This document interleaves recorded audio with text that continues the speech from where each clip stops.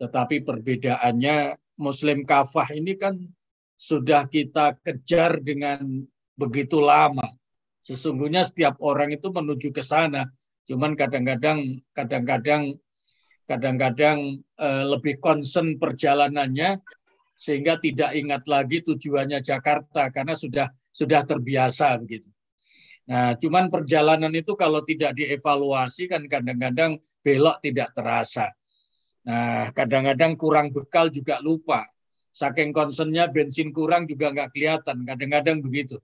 Oleh karena itu kemarin bulan September kita coba dengan tema muhasabah. Ya, muhasabah artinya evaluasi, ya, artinya introspeksi, dan evaluasi menuju Muslim kafah. Muhasabah berkaitan dengan spirit dan kesadaran, evaluasi berkaitan dengan ilmu. Nah, karena apa? Itu menjadi sesuatu yang sangat penting untuk menuju Muslim kafah. Setelah kita ketemu masalahnya kira-kira begitu, maka sekarang kita cari jalan.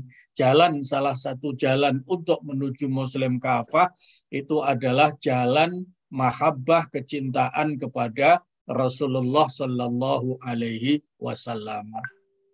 Pak Heri, kalau kita ingin ngaji sebulan sekali, prinsip saya siap. Cuman memang waktunya harus definitif supaya sama-sama bisa menyesuaikan. Gitu. Ya, kalau tidak definitifkan, misalnya Kemis, kalau Senin minggu keberapa, kalau Kemis keberapa gitu. Jadi supaya kita bisa saling menyesuaikan, gitu ya.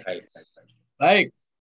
Ya ayyuhalladzina amanu dkhulu fis-silmi kafah. Ya. Wala tattabi'u khutuwatis syaitan innahu lakum aduwwum mubin. Pertanyaan pertama begini. Kira-kira kalau diseru Muslim kafah ini, kira-kira respon manusia terbagi menjadi berapa? Ada berapa jenis, ada berapa klasifikasi kira-kira manusia ini? Kalau diserukan, ayo menjadi Muslim kafah. Nah, seruan ini kan tentu saja umum. Nah, kira-kira responnya seperti apa? Nah, itu tentu saja ada yang mencoba mengklasifikasikan, Pak Heri, Pak Toha mungkin, Pak Jaka, Pak Kusnadi, dan Bu Siti, dan lain-lain. Nah, responnya tentu saja tidak lepas dari tiga kelompok manusia yang dibagi oleh Al-Quran sesuai dengan tiga kelompok manusia di awal Al-Baqarah. Itu pembicaraan ribuan ayat tentang manusia nggak akan lepas dari tiga itu. Ayat 1 sampai 5 orang-orang beriman, kan begitu dalam surat Al-Baqarah itu. 6 dan 7 orang-orang kafir, 8 dan sampai 20 itu tentang orang-orang munafik. Nah, seruan ini juga direspon akan begitu. Nah, tinggal nanti cirinya seperti apa, seharusnya seperti apa kalau responnya orang-orang beriman. Bagaimana orang beriman seharusnya merespon seruan ya ayyuhalladzina amanu dkhulu fis-silmi kafah. Nah, supaya tidak salah ngutip ayat. Nah, kalau sampai diserukan Muslim kafah lalu dikutip ayatnya la ikraha fiddin, wah itu betul-betul nggak akan nyampe itu. Ya. Jadi la ikraha fiddin itu ayat tidak berlaku untuk kita semua, alhamdulillah. Itu berlaku untuk orang-orang yang belum syahadat atau belum muslim. Kalau sudah muslim ayatnya adalah ya ayyuhalladzina amanu dkhulu fis-silmi kafah. Nah, apalagi pakai ini Pak Ustaz. Pakai lakum dinukum waliyadin, wah ini udah apalagi kalau itu lebih parah, itu menempatkan saudara muslim sebagai orang kafir itu ya. Baik. Nah, respon orang beriman adalah sami'na wa ata'na.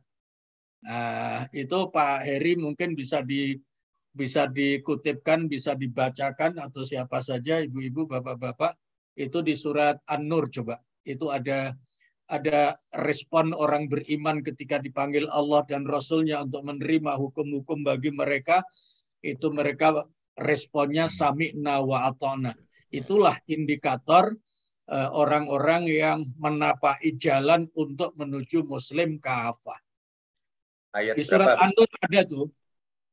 An-Nur ayat? Ayat coba ayat 51 antara lain. Baik, sebentar. Biar nanti saya tampilkan di sini. Surat 24 ayat berapa? 51. 51, ya. Innamaka qaulal mu'minina. Ya, Pak Toha, betul. Iya, betul itu ya. Ya, monggo Kang Aher. sebentar saya buka dulu ini biar yang lain bisa simak. Gitu. Siap, siap. Saya ambil sebentar aja ya.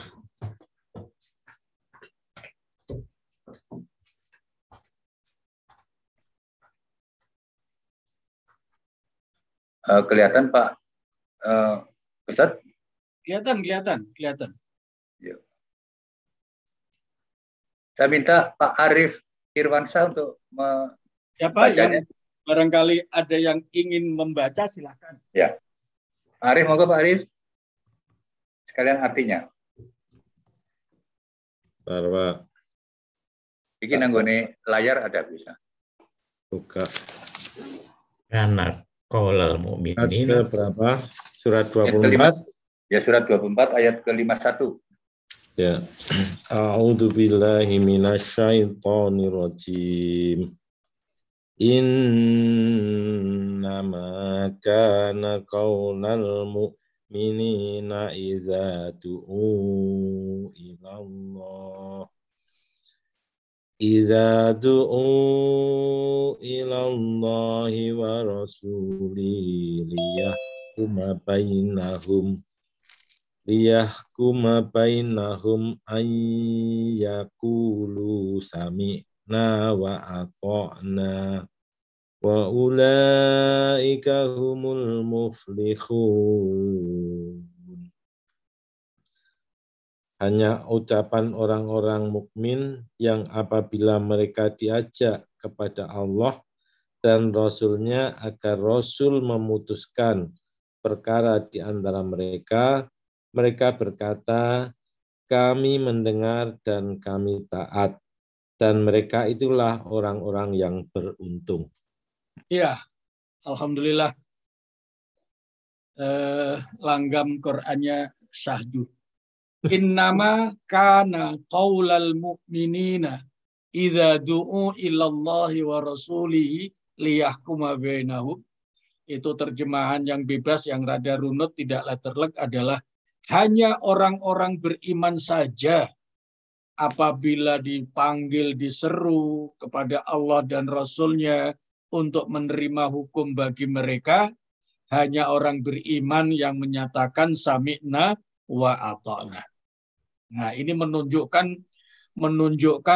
respon spontan karena dorongan iman dan ilmu yang sudah menyatu di hati, sehingga panggilan-panggilan iman, panggilan-panggilan agama itu sudah tidak mikir-mikir lagi, pokoknya sami'na wa ata'na. Nah, orang-orang seperti inilah yang dijamin wa ulaika humul muflihun. Nah, kalau Bapak Ibu teliti ujung ayat 51 surat An-Nur ini itu persis dengan ujung ayat 5 surat Al-Baqarah. Ya. Nah, gitu ya. Ulaika ala hudam mir rabbihim wa ulaika humul muflihun.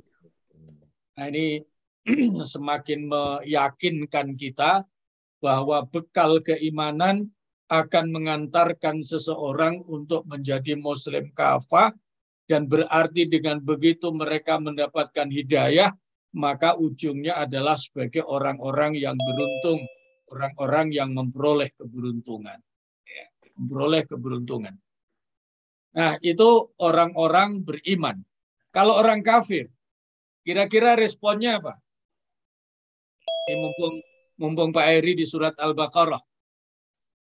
Boleh dilihat di surat Al-Baqarah itu Pak Aher, itu ayat 93.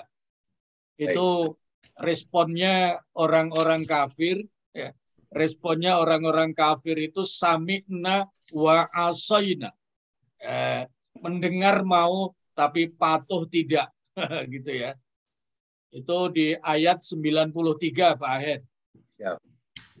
Ya, di ayat 93 coba. Sami'nanya sama ya. Sami'nanya sama. Nah, ya.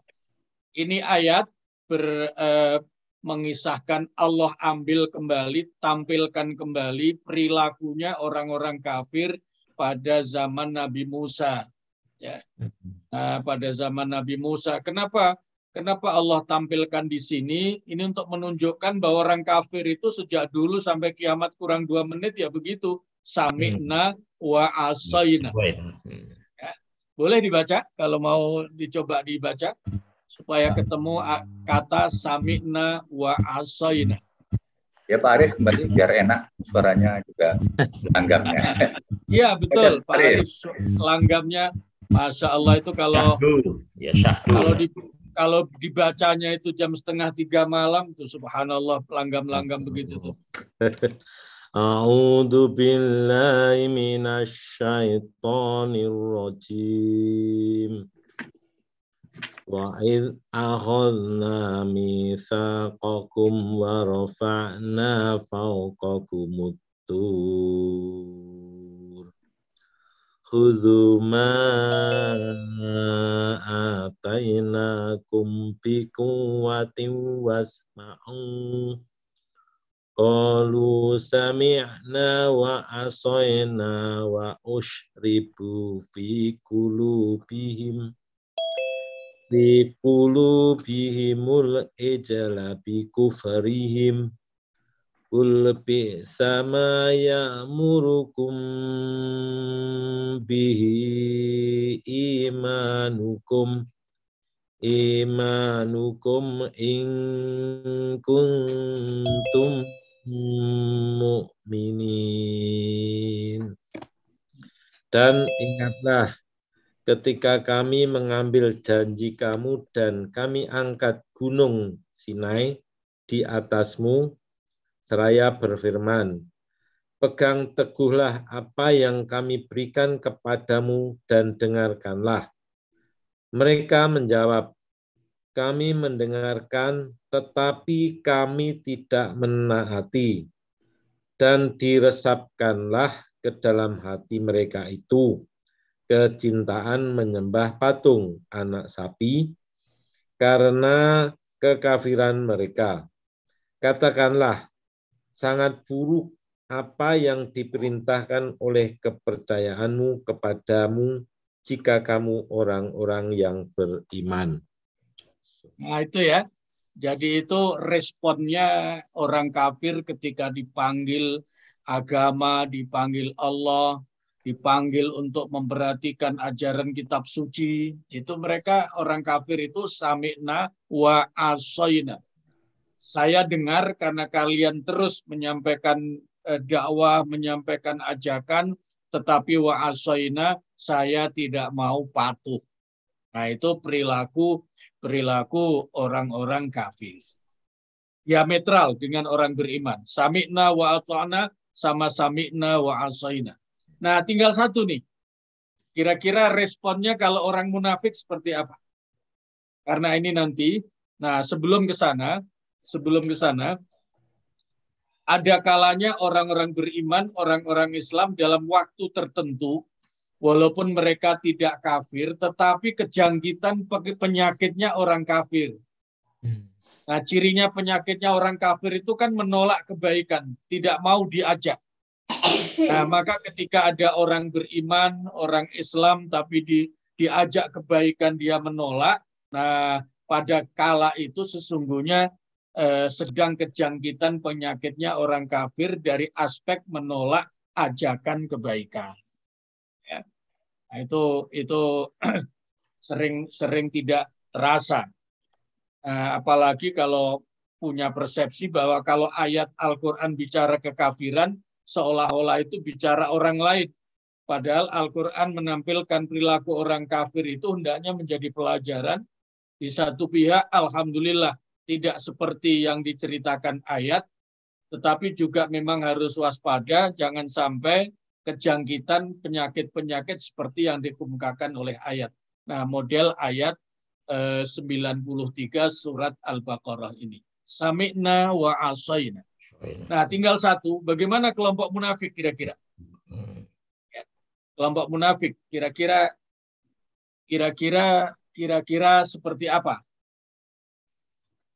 Munafik itu dikatakan kafir tapi memang seperti iman, dikatakan mukmin tapi seringkali juga seperti kafir begitu. Nah, ini orang-orang munafik. Nah, Pak Aher boleh dilihat di salah satunya itu di surat Al-Anfal, Pak Aher. Surat Al-Anfal. Nah, kalau orang kafir itu sami'na wa hum la yasma'un. Jadi ayat berapa ya? Ayat 21 Pak Toha. 21 dan 22. 21, 22 itu 22 itu penjelasan dari ayat 21. Oh, wa hum la yasma'un ya. Sami'na wa hum la yasma'un ya.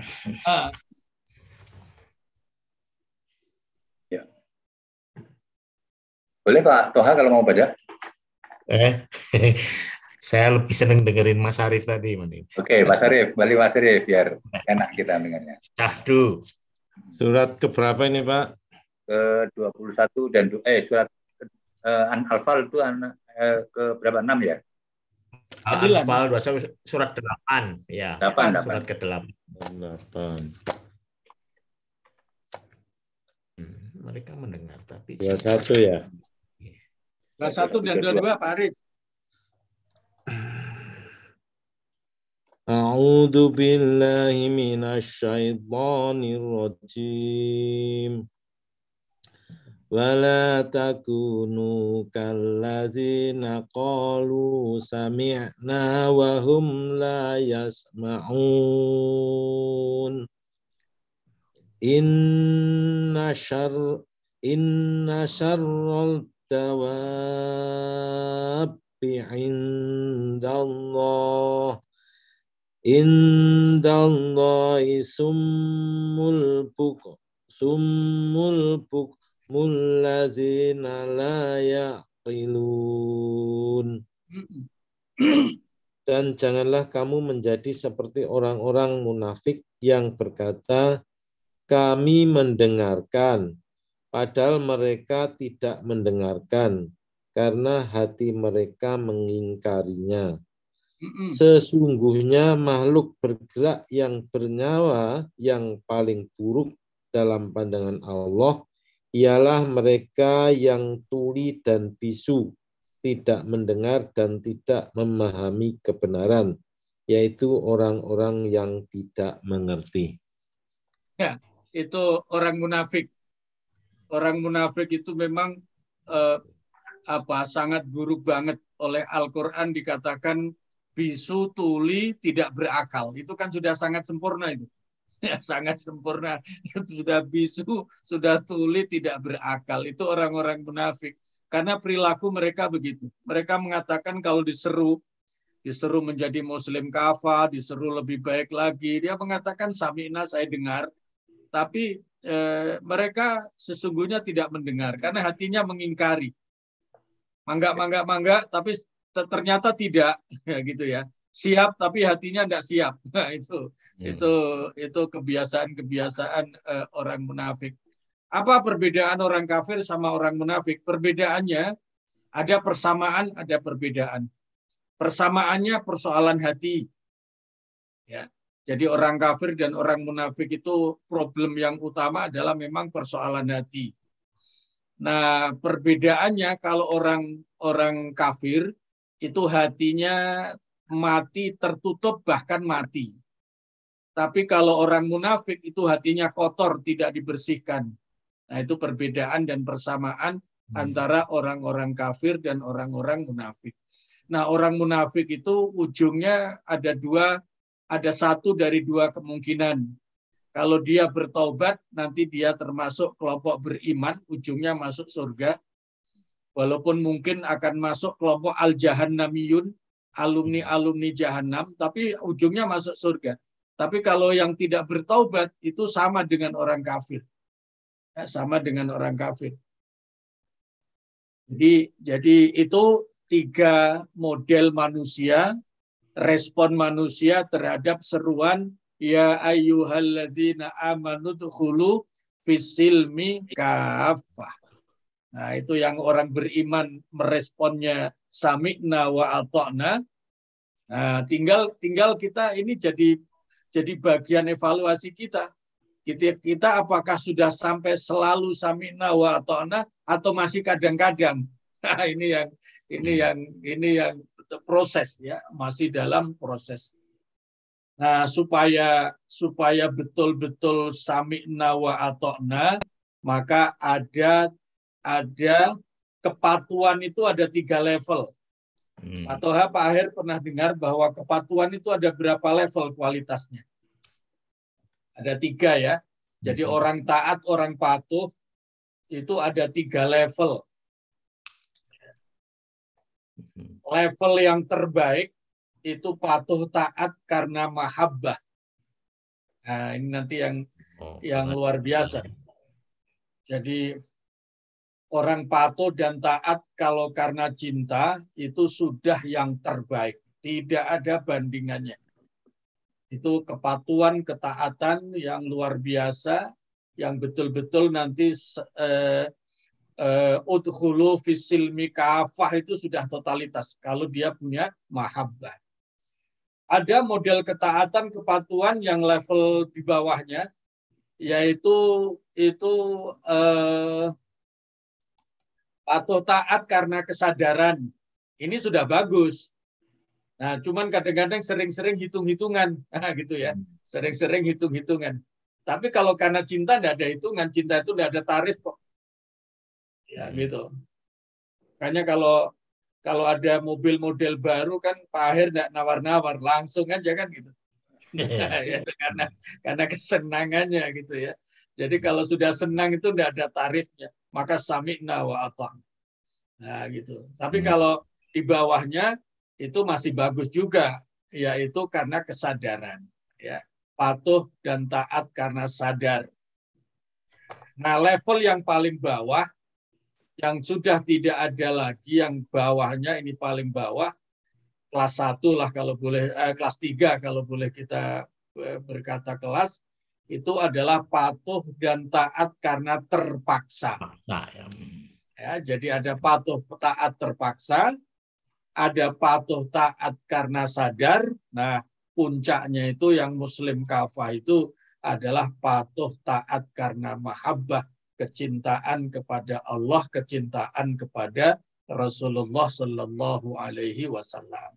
Maka ketika bulan apa dulu itu, Mei atau Juni yang kita bicara mahabbah juga itu adalah ayat 24 surat At-Taubah itu. Diserukan betul, bahkan dibarengi ancaman. Kalau sampai orang beriman itu lebih menyintai selain Allah, lebih menyintai selain Rasul, lebih mencintai jihad, ya, tidak lebih menyintai Allah, tidak lebih, artinya disamakan saja tidak boleh, apalagi sampai ditaruh di bawahnya. Dibandingkan, nah ini supaya kita lebih mantap bahwa mahabbah memang mengantarkan menjadi muslim kafah, sehingga Al-Quran sangat menyerukan tentang mahabbah. Boleh dibuka kembali tuh surat At-Taubah, Pak Aher. Sekedar remind saja. Ayat 24.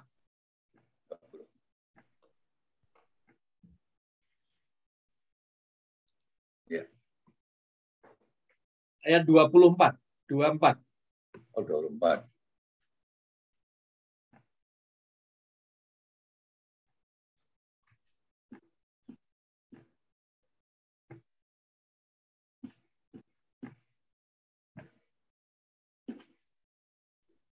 Oh, ini soal lebih cinta.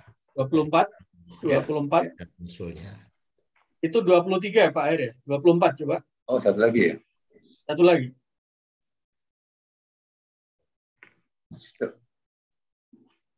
Nah, itu. Awalnya memang dari 23 seruannya, tapi yang paling jelas ada di sini. Qul in kana aba'ukum wa abna'ukum wa ikhwanukum wa azwajukum wa ashiratukum wa amwalun iqtaraftumuha wa tijaratun takhshawna kasadaha wa masakinu tardawnaha. Ya, sampai di situ titik koma. Ahabba ilaikum minallahi wa rasulihi wa jihadin fi sabilih fatarabbasu hatta ya'tiyallahu bi amri. Ujungnya wallahu la yahdil qaumal fasikin. Apa makna ayat itu? Kalau orang tidak lebih menyintai Allah, tidak lebih menyintai Rasul, tidak lebih menyintai jihad dibandingkan yang lain, maka minimal dia akan terjerumus menjadi orang fasik. Nah, fasik itu orang yang banyak dosa, jelas tidak masuk Muslim kafah. Tapi sebaliknya, kalau dia menyintai Allah, Rasul, dan jihad lebih tinggi dibandingkan yang lain, maka jaminannya dia akan menjadi Muslim kafah karena selamat terbebas dari perilaku fasik, perilaku dosa. Nah, begitu. Ini kalau kita rangkaikan dengan tema-tema kajian kita sebelumnya tentang mahabbah. Baik. Nah, pertanyaan berikutnya adalah apa relevansinya mahabbah, kecintaan kepada Rasul dengan Muslim kafah?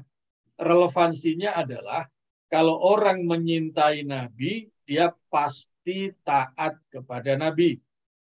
Kalau dia taat pada Nabi, patuh kepada Nabi, dia dianggap patuh taat kepada Allah Subhanahu wa Ta'ala. Ini relevansinya dengan ayat ini. Ya. Jadi kalau seorang Muslim beriman itu punya cinta kepada Nabi, maka dia pasti patuh. Pasti patuh. Kalau dia patuh taat kepada Nabi, dianggap patuh taat kepada Allah. Pasti. Maka ujung-ujungnya nanti kita akan ketemu di surat An-Nisa ayat 80. Ya. Surat An-Nisa ayat 80.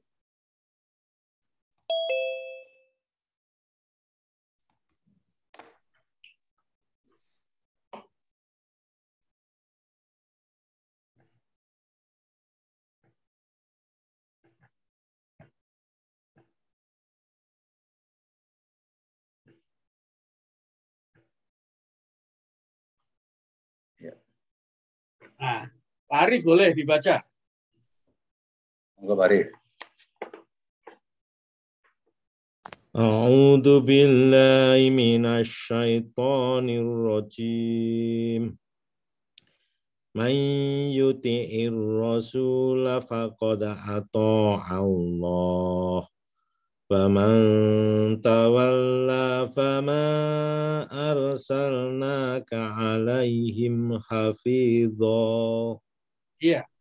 Barang siapa menaati Rasul Muhammad, maka sesungguhnya dia telah menaati Allah. Dan barang siapa terus? Dan barang siapa berpaling dari ketaatan itu, maka ketahuilah kami tidak mengutusmu Muhammad untuk menjadi pemelihara mereka. Gitu. Itu jelas. Orang yang taat kepada Rasul dianggap taat kepada Allah. Tapi kalau tidak mau taat Rasul karena tidak punya kecintaan kepada Nabi, Nabi tidak dibebani untuk mengurus mereka. Nabi tidak ditugaskan, dibebani untuk mengurus mereka dan membela mereka. Nah, itulah kira-kira outline-nya, rumusnya antara Muslim kafah dan kecintaan kepada Rasulullah Sallallahu Alaihi Wasallam. Maka sampai poin ini kesimpulannya, mahabbah kepada Rasul merupakan jalan untuk menggapai menuju Muslim kafah. Kenapa begitu? Karena kalau orang yang cinta Nabi, pasti dia patuh kepada Nabi. Kalau patuh kepada Nabi karena cinta, kepatuhannya, ketaatannya adalah ketaatan istimewa. Maka ujungnya dia dianggap patuh kepada Allah, itulah yang disebut Muslim kafah. Ada satu ungkapan dalam tasawuf, dalam kalam hikmah di kalangan para sufi, kaitannya mahabbah ini, laukana hubbuka shadiqan la ata'tahu. Kalau saja cintamu itu tulus dan murni, pasti kamu akan menaatinya. Mengapa? Fa innal muhibba liman yuhibbu muti'u. Karena memang Allah mendesain hati manusia seperti itu. Dia akan patuh taat kepada yang dicintai. Gitu. Nah, kalau dalam soal-soal lain, orang begitu. Orang pasti mengabdikan diri, memperjuangkan segala-galanya demi meraih apa yang dicintai. Kalau yang dicintai harta, pasti segala daya upaya dikerahkan ke sana. Kalau yang dicintai Allah dan Rasul-Nya dan ibadah, pahala surga, pasti segala daya upaya dikerahkan ke sana. Ya Allah mendesainnya begitu. Dalam diri manusia ada mahabbah, ada kecintaan di dalam hati.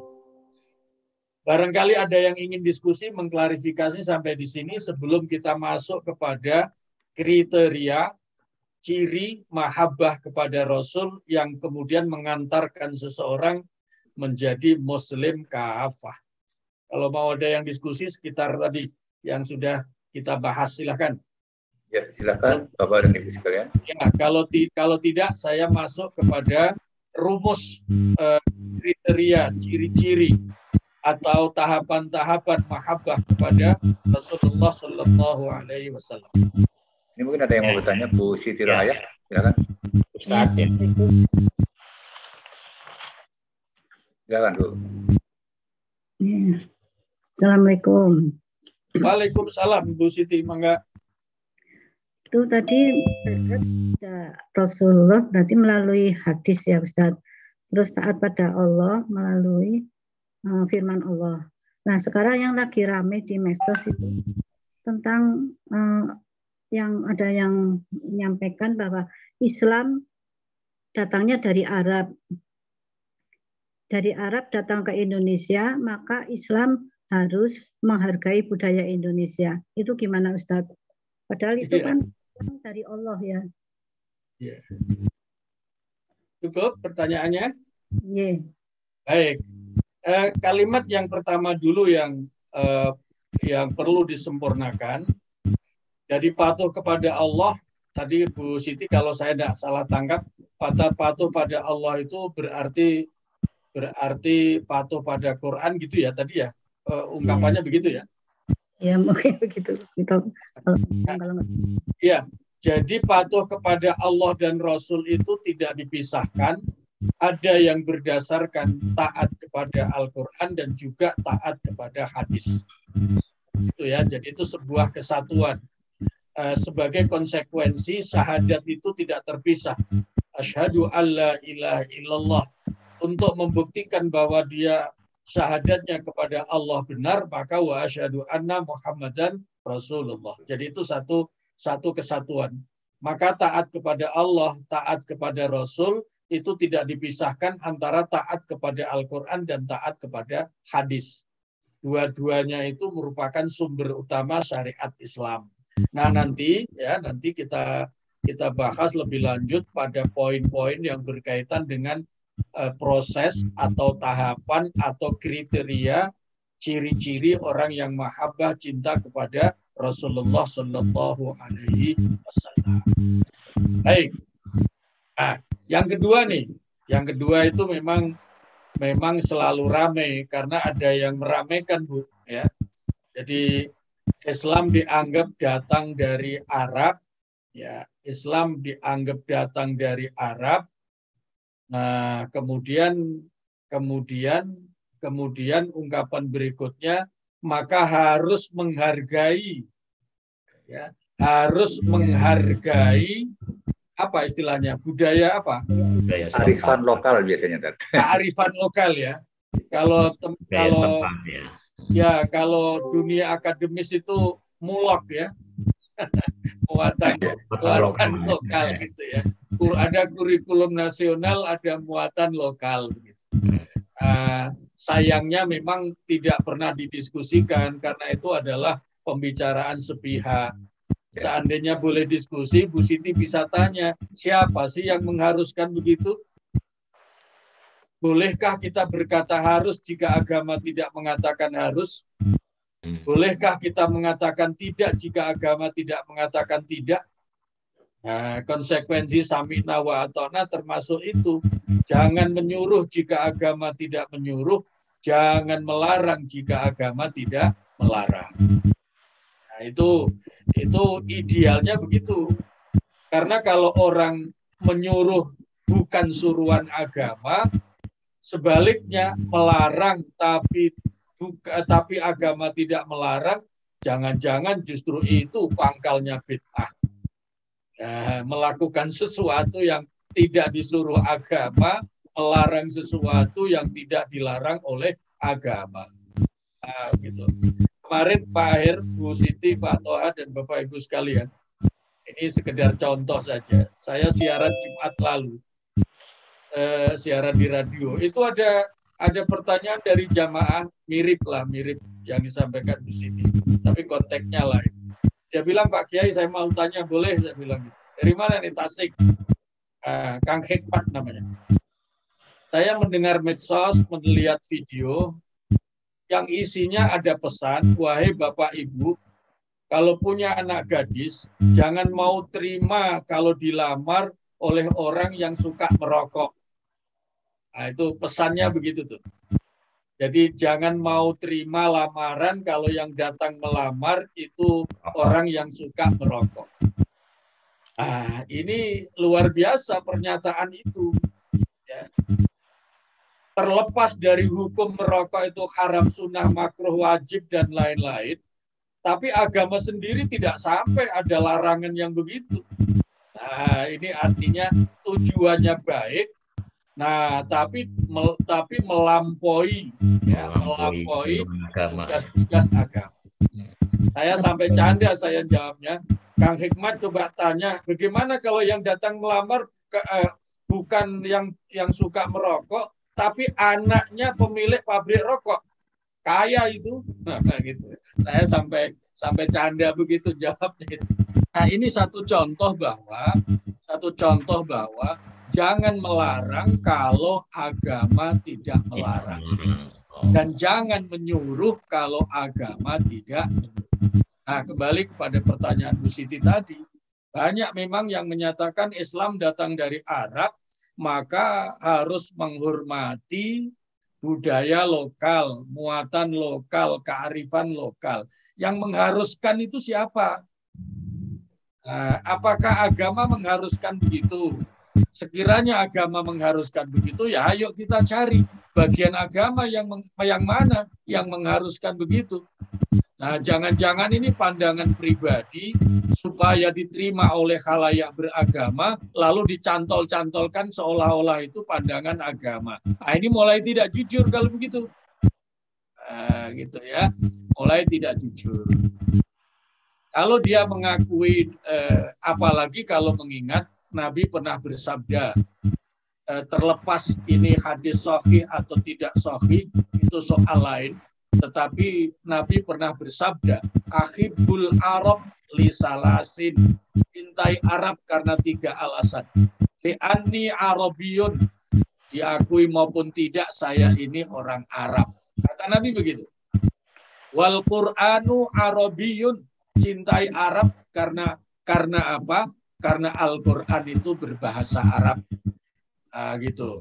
Nah, jangan sampai kelewat benci dengan Arab, sampai-sampai alergi belajar bahasa Arab, padahal Al-Quran itu bahasa Arab. Mendalami Al-Quran tanpa melalui pendalaman bahasa Arab, sehebat apapun nggak akan nyampe. Nah, begitu. Yang ketiga, walughatu ahlil jannah arabiyatun. Bahwa bahasa ahli surga itu mau tidak mau ya memang bahasa Arab. Bahasa Arab. Nah, ini ada yang bertanya, hadis itu tidak sahih. Lah, kenapa tidak sahih? Ya kan tidak masuk akal. Masa orang yang hidupnya tidak di Arab tiba-tiba di surga itu berbahasa Arab? Nah, jadi logis dan tidak logis menurut pikiran dia. Nah, kemudian boleh kita tanya, apakah Allah kesulitan menjadikan orang yang tidak bisa bahasa Arab tiba-tiba bisa bahasa Arab? Ayo jawab. Nah, sedangkan ayat kedua terakhir dari surat Yasin jelas, innama amruhu idza arada syai'an ayyaqula lahu kun fayakun. Gitu. Ya, begitu. Nah, jadi kembali kepada pertanyaan Bu Siti. Jadi pernyataan-pernyataan itu memang banyak, tapi apakah pernyataan itu punya dasar? Sementara ini kita katakan tidak punya dasar karena apa? Kata harus itu tidak muncul dari agama. Ya. Nah, lalu yang benar bagaimana? Yang benar, Islam itu adalah agama Allah, diturunkan sebagai jalan keselamatan manusia. Maka segala sesuatu yang akan mencelakakan manusia sebaiknya dihindari, kembali kepada yang menyelamatkan. Kan tempo hari kita sudah merujuk ya ayat yadi bihillahu manittaba'a ridwanahu subulas salam. Kenapa Allah memilih agama namanya Islam? Karena Allah as-salam. Apa isinya Islam? Islam itu isinya jalan-jalan keselamatan bagi manusia. Kalau dia mengikuti jalan keselamatan yaitu Islam, menuju kemana? Sampai Darussalam. Artinya surga. Kalau sudah di surga memperoleh apa? Salam tertinggi. Salamun qaulan mir rabbir rahim. Kan begitu. Baik, Bu Siti, sementara begitu jawaban saya. Terima kasih. Ya. Boleh Ustaz? Boleh, Pak Toha. Ya. Ini masih mengenai respon manusia terhadap seruan untuk kafah ya, untuk ideal, untuk sempurna, untuk paripurna. Tadi yang pertama itu yang beriman itu dia kalau beriman itu cirinya kalau dia sami'na wa ata'na. Ya. Dan ini pertanyaannya di mana kira-kira letak ulil albab menggunakan daya pikir gitu ya. Ya. Di dalam sami'na wa ata'na. Saya kebayang apakah ini berarti kita jadi taklid, hanya ngikut aja tanpa mengetahui dasar-dasarnya atau tanpa mengetahui maknanya apa gitu. Ya. Nah, mohon pencerahan ya. Baik. Nah, letaknya ulul albab itu justru memberikan bobot sami'na wa ata'na. Justru memberikan bobot sami'na wa ata'na. Boleh dikata kalau orang sudah ulul albab tidak usah diseru-seru lagi. Karena apa? Karena orang ulul albab itu setiap saat yazkurunallaha qiyaman wa qu'udan. Kan itu otomatis sudah menyatu. Kalau ulul albab itu Pak Toha dan Bapak Ibu baca melalui ayat 190 surat Ali Imran. Nah, ulul albab itu orang yang punya kecerdasan spiritual sangat dalam, sangat tinggi. Nah, sehingga setiap saat yazkurunallaha qiyaman wa qu'udan wa ala junubihim, berdiri, jongkok, duduk, apapun keadaannya dia selalu zikir kepada Allah. Itu sami'na wa ata'nya sudah otomatis di situ. Bahkan bobotnya lebih tinggi. Jadi kata-kata sami'na wa ata'nya tidak mencerminkan taklid, tidak mencerminkan mengekor tanpa berpikir. Justru orang-orang yang memiliki tingkat kecerdasan tinggi, itulah yang seharusnya sami'na wa ata'na. Maka sebaliknya, kalau punya kecerdasan tinggi tapi tidak sami'na wa ata'na, problemnya berarti problem di hati, bukan problem di intelektualnya. Nah, begitu. Oleh karena itu ulul albab itu sudah level keimanan yang sangat tinggi. Nah, kalau dikaitkan dengan ya ayyuhalladzina amanu dkhulu fis-silmi kafah, maka imannya ulul albab itu sudah sampai mengantarkan yazkurunallaha qiyaman wa qu'udan wa ala junubihim wa yatafakkaruna fi khalqis samawati wal ard. Mereka berpikir tentang penciptaan langit dan bumi. Ketika matahari terbenam, dia ingat adalah yang dia selalu sadar, oh matahari terbenam, berarti umurku hari ini berkurang 1 hari lagi. Itu kalau ulul albab begitu. Tapi kalau tidak ulul albab, maka matahari terbenam itu hanya berkutat, berebut macet. Nah, kadang-kadang malah sumpah serapah karena kesalnya, padahal ada hal yang lebih dalam dari itu. Kira-kira begitu, Pak Toha. Iya, iya. Jadi ulul albab memberikan bobot lebih sikap sami'na wa ata'na. Kira-kira begitu. Kalau mau dijawab dengan bahasa rumusan yang lebih baik. Jadi sami'na wa ata'na bobotnya lebih tinggi jika itu oleh orang yang sudah ulul albab. Ya. Ya, Ulul albab itu bahkan sampai betul-betul mengantarkan kepada mahabbah. Nah, makanya coba kalau nanti sempat dimulai ayat 190 sampai berikutnya. Rabbana ma khalaqta hadza batilan. Wahai Allah, hatinya sudah selalu begitu. Wahai Allah, tidak ada satupun sedikit pun ciptaanmu yang sia-sia. Begitu, tidak ada sedikit pun yang sia-sia. Saya pernah memberikan contoh mungkin, sampai gigitan nyamuk malam hari saja itu tidak sia-sia. Nah, respon kita beraneka ragam. Ada yang bilang kurang ajar sampai ditablek, ada yang bilang alhamdulillah ala kulli hal. Nah, itu tergantung itu tergantung gitu ya. Gitu. Nah, kalau kenapa kok digigit nyamuk saja alhamdulillah? Apakah senang digigit nyamuk? Bukan itu. Bukan senang digigit nyamuknya. Tapi digigit nyamuk masih terasa, berarti kulit ini masih sehat, masih normal. Bayangkan kalau gigitan nyamuk sudah tidak terasa, berapa biaya yang harus keluar? Nah, bukankah itu kemudian melahirkan kecintaan kepada Allah? Oh, betapa murahnya Allah. Memberikan kesehatan dan seterusnya dan seterusnya. Rabbana ma khalaqta hadza batilan. Itu ulul albab. Nah, kalau orang sudah begitu Pak Toha, sami'na wa ata'nanya lebih tidak ragu lagi. Nah, kira-kira begitu. Baik, ada yang lain? Atau mengenai dari nyamuk, respon dari seseorang tetap positif. Jadi dalam pengertian begini, bukan masalah sakit atau tidaknya digigit nyamuk, tetapi ketika digigit nyamuk malam hari, dia terbangun. Alhamdulillah, saya dengan digigit nyamuk ini saya bisa misalnya sholat malam begitu. Itu bisa juga. Bisa. Jadi kalau itu orientasinya kepada ibadah sudah jelas. Nah, tapi kalaulah tidak orientasi kepada tahajud, nah orang yang menunjukkan punya intelektual cerdas kan mestinya tidak sekedar gigitan nyamuknya, mestinya ya. Nah, tapi kalau sekedar gigitan nyamuknya berarti intelektualnya tidak begitu cerdas karena ada di balik itu mestinya. Mestinya ada di balik itu. Yaitu tadi indikator kulit yang masih normal. Nah, begitu. Gitu Pak Hen. Apalagi kalau alhamdulillah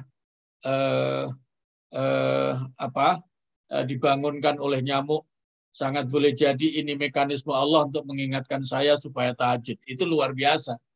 Apalagi kalau tahajud kemudian bacaan Qur'annya seperti Pak Arif tadi, luar biasa. Baik, kalau tidak ada lagi, saya mau masuk kepada 5M, tahapan-tahapan mahabbah Rasulullah Sallallahu Alaihi Wasallam. Dijamin memang tidak rampung karena memang ini panjang, tapi sedapatnya lah kita. Secara umum dulu, orang yang jadi tahapan-tahapan mahabbah kepada Rasulullah itu M yang pertama adalah pasti harus mengenal,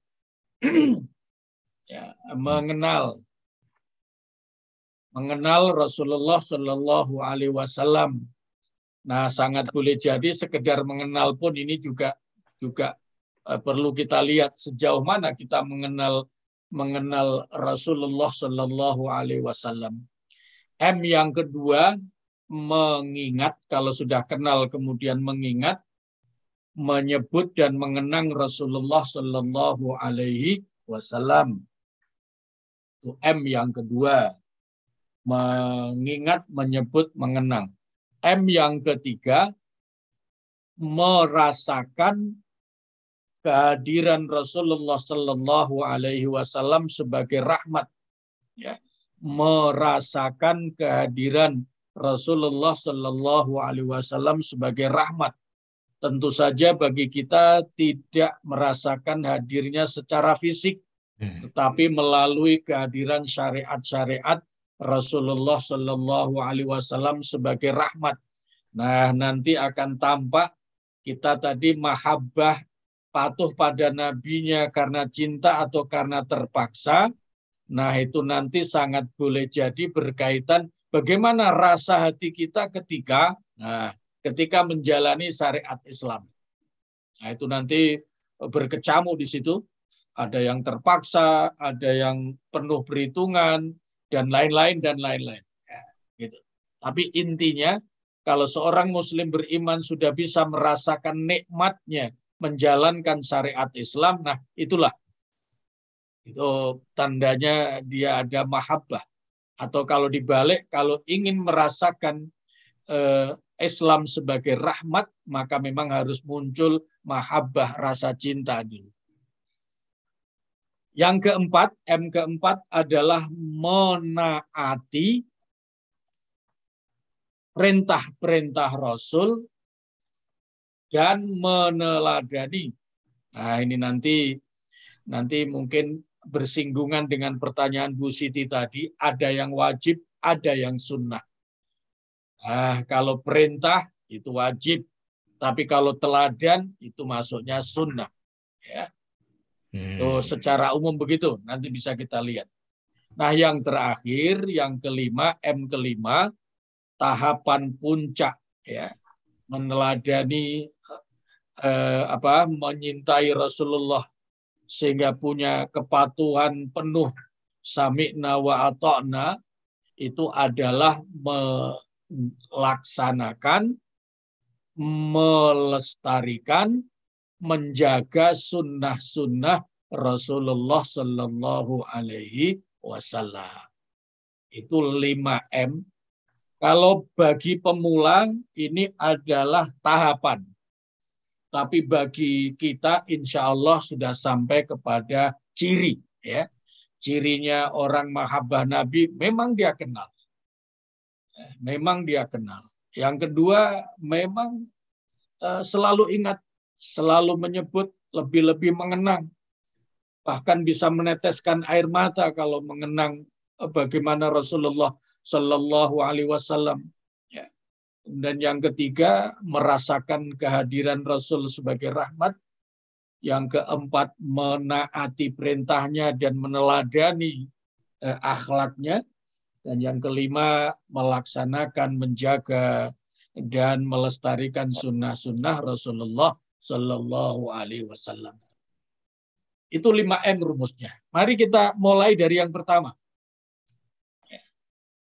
Kalau Pak Toha, Pak Arif, Bapak Ibu semuanya, kalau diajak, ayo kita bersolawat kepada Nabi Ahmad gitu. Mikir dulu enggak atau langsung Sallallahu Alaihi Wasallam? Ahmad itu Muhammad ya.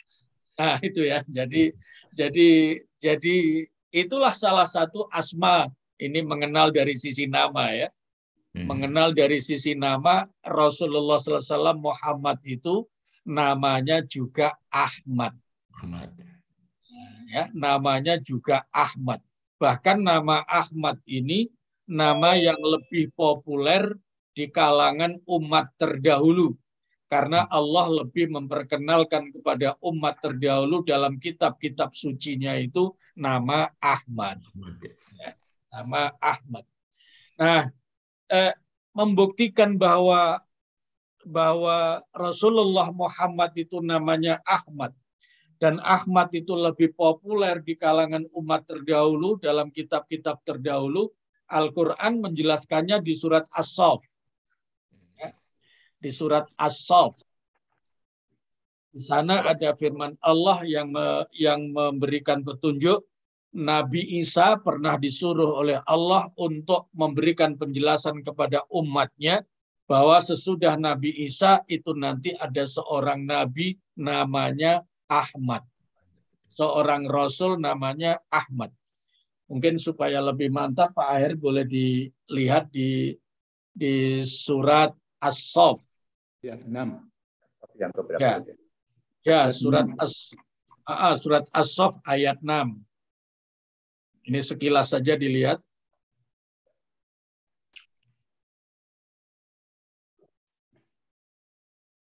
As-Saff itu ayat surat yang keberapa Pak?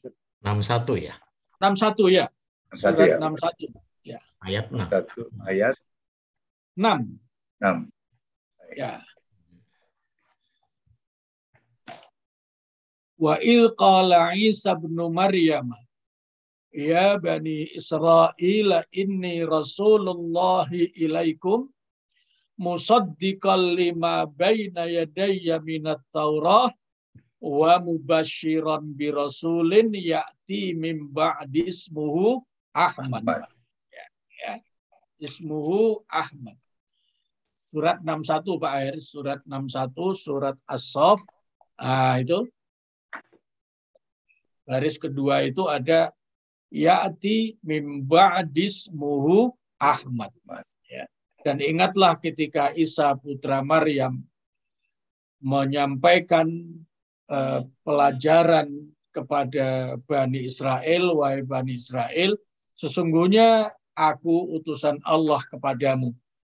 Jadi kalau Isa versi Al-Quran itu adalah seorang rasul. Maka kalau ada yang menyatakan Isa itu Tuhan, maka itu tidak sama dengan yang ditunjukkan oleh Al-Quran. Ya.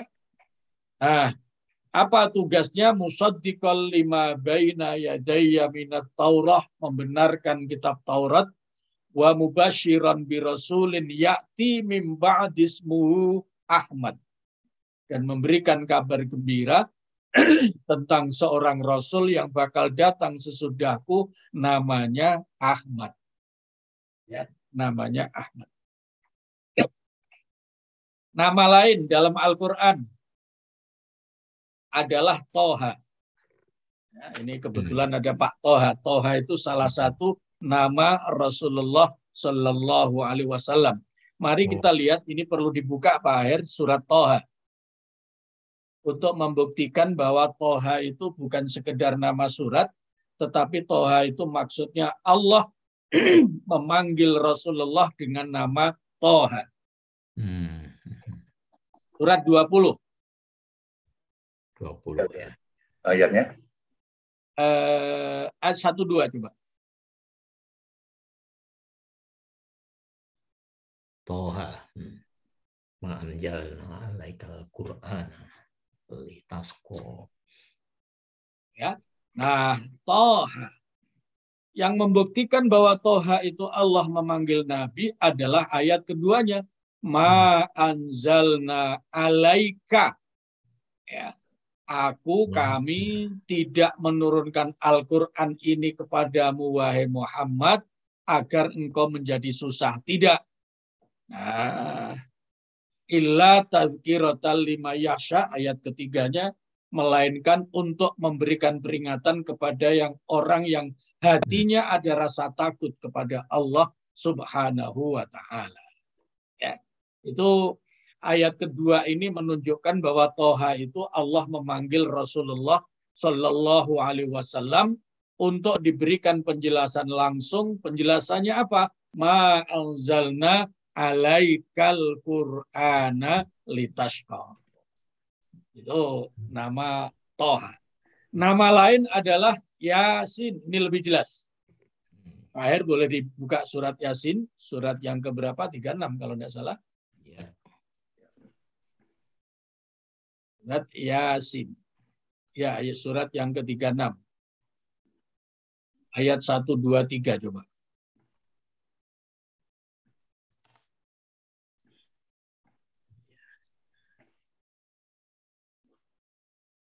Ya.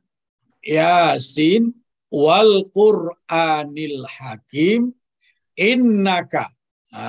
Sesungguhnya engkau Muhammad adalah salah seorang dari rasul-rasulku.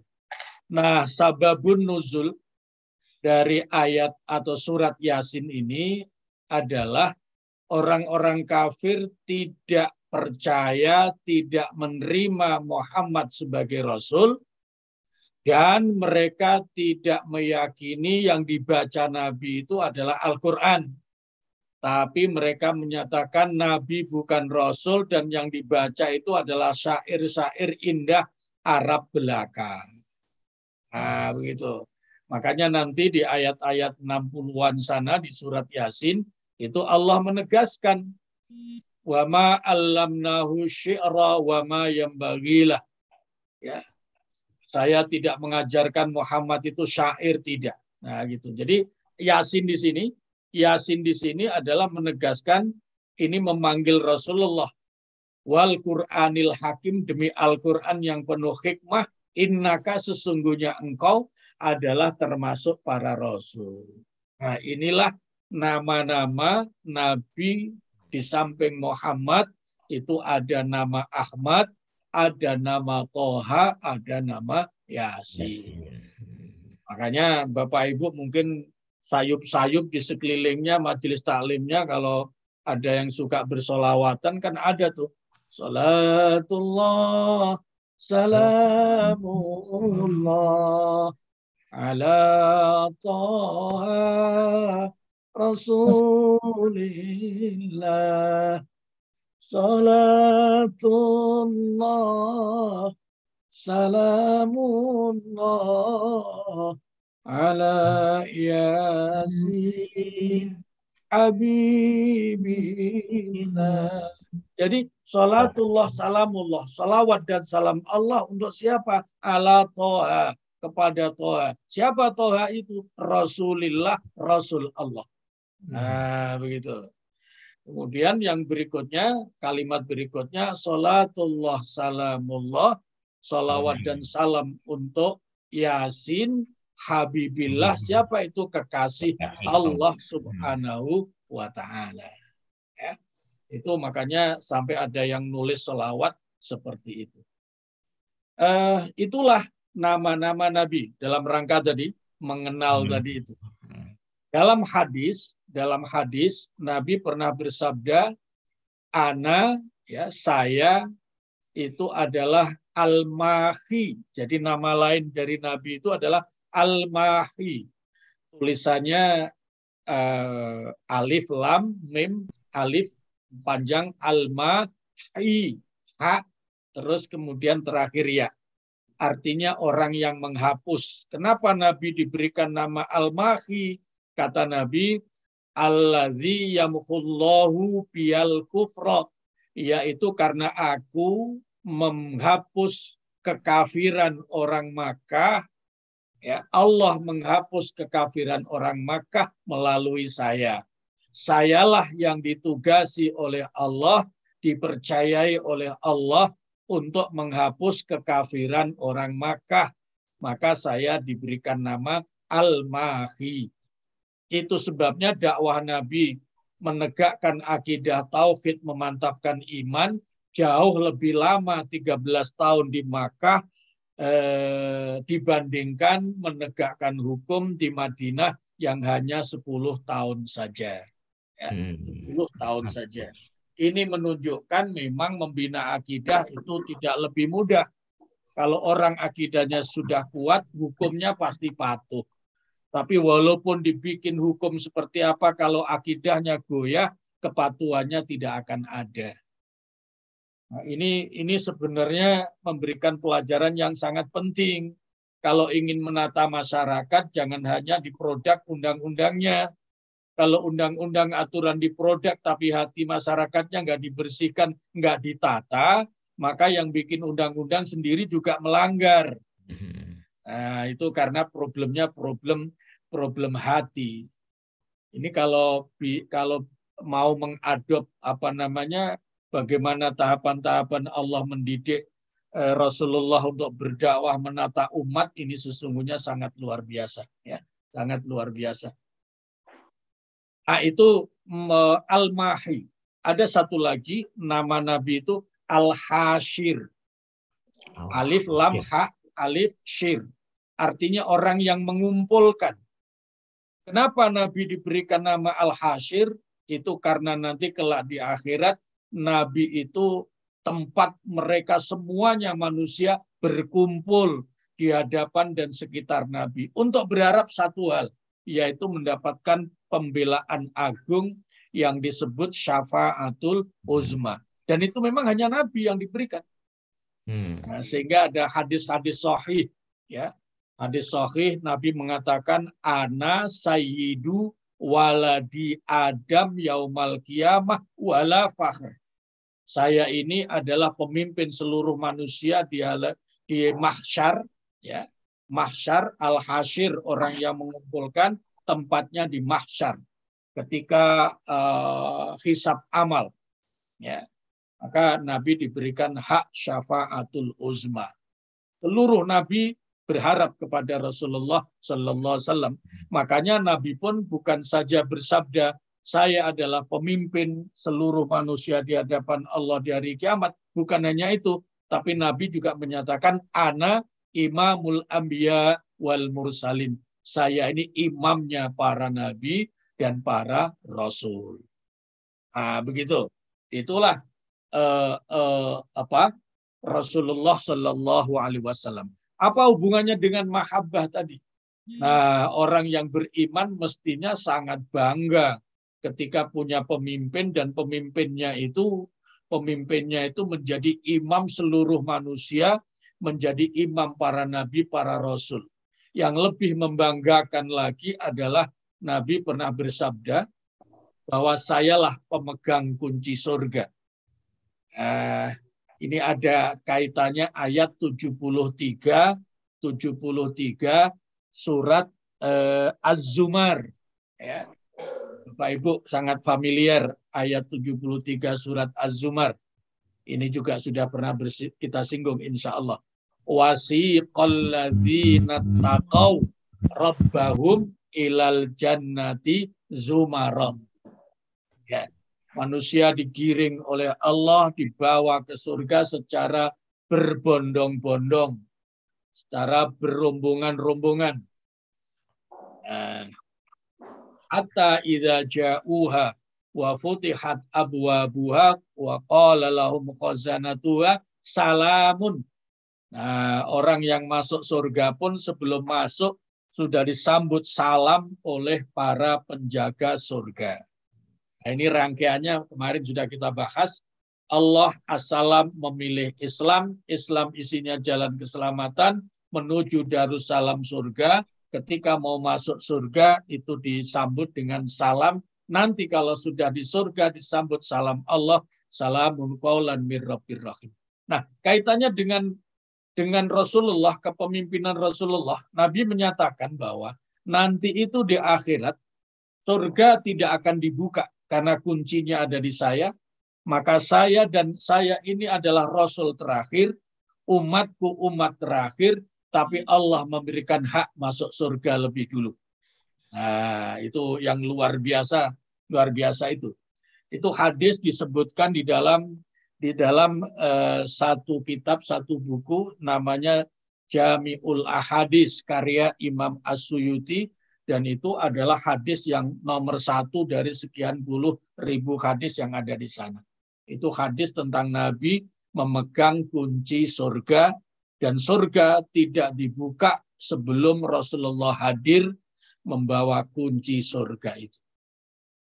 Itu sekilas tentang mengenal Rasulullah Shallallahu Alaihi Wasallam.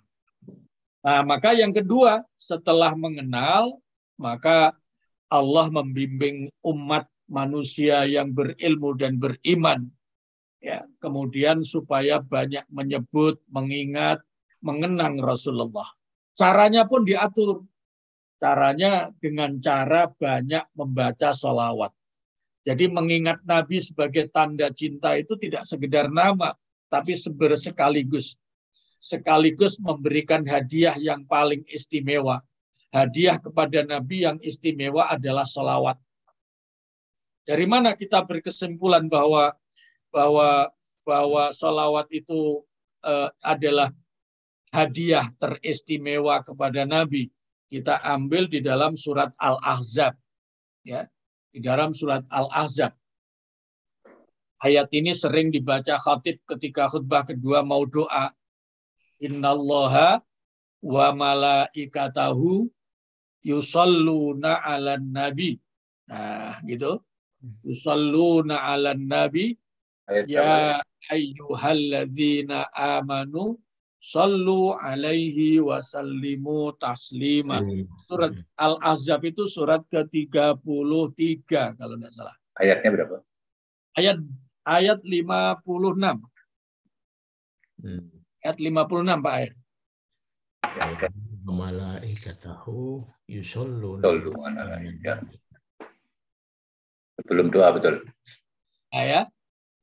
Allah dan malaikatnya berselawat kepada Nabi. Ini menunjukkan bahwa mengingat Nabi, mengenang Nabi, menyebut Nabi bukan sekedar nama, tapi ada cara khusus yang Allah tunjukkan, yaitu dengan berselawat. Makanya kesimpulan kita, selawat dan salam itu hadiah teristimewa sebagai tanda cinta kepada Rasulullah Shallallahu Alaihi Wasallam. Nah, ilustrasinya mudah. Kalau orang tua karena sangat menyintai anaknya, maka orang tua selalu memberikan yang terbaik. Ya, memberikan hadiah yang terbaik. Itu tanda cinta. Allah sangat menyintai Rasulullah, maka diberikan salawat. Innallaha wa malaikatahu yusalluna 'alan nabi. Nah, tidak mungkin yang diberikan Nabi tidak istimewa, karena Allah Maha Istimewa, Rasulullah juga sosok yang diistimewakan, maka hadiahnya adalah istimewa. Ketika Allah menyampaikan salawat, berarti salawat itu adalah hadiah yang istimewa kepada Rasulullah. Umatnya juga begitu. Tanda cinta kepada seorang umat, seorang pengikut kepada Nabi, dia adalah banyak membaca salawat. Itu caranya. Karena ini seruan Allah. Ya ayyuhalladzina amanu sallu alaihi wasallimu taslima. Apa yang dimaksud? Nah, di situ sampai-sampai Rasul pun menyatakan kalau tidak istimewa, Nabi tidak memberikan penegasan. Man shalla alayya sholatan wahidatan sallallahu alaihi asyra. Siapa yang bersolawat kepadaku sekali saja, maka Allah akan memberikan solawat kepadanya 10 kali.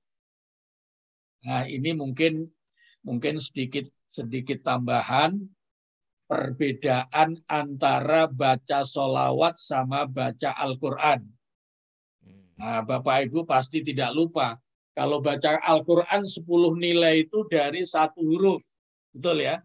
Man qara'a harfan min kitabillah falahu hasanatun, begitu hadis Nabi, wal hasanatu bi asyri amsalihah. Siapa yang membaca Al-Quran 1 huruf saja, dia memperoleh 1 kebaikan yang nilainya 10.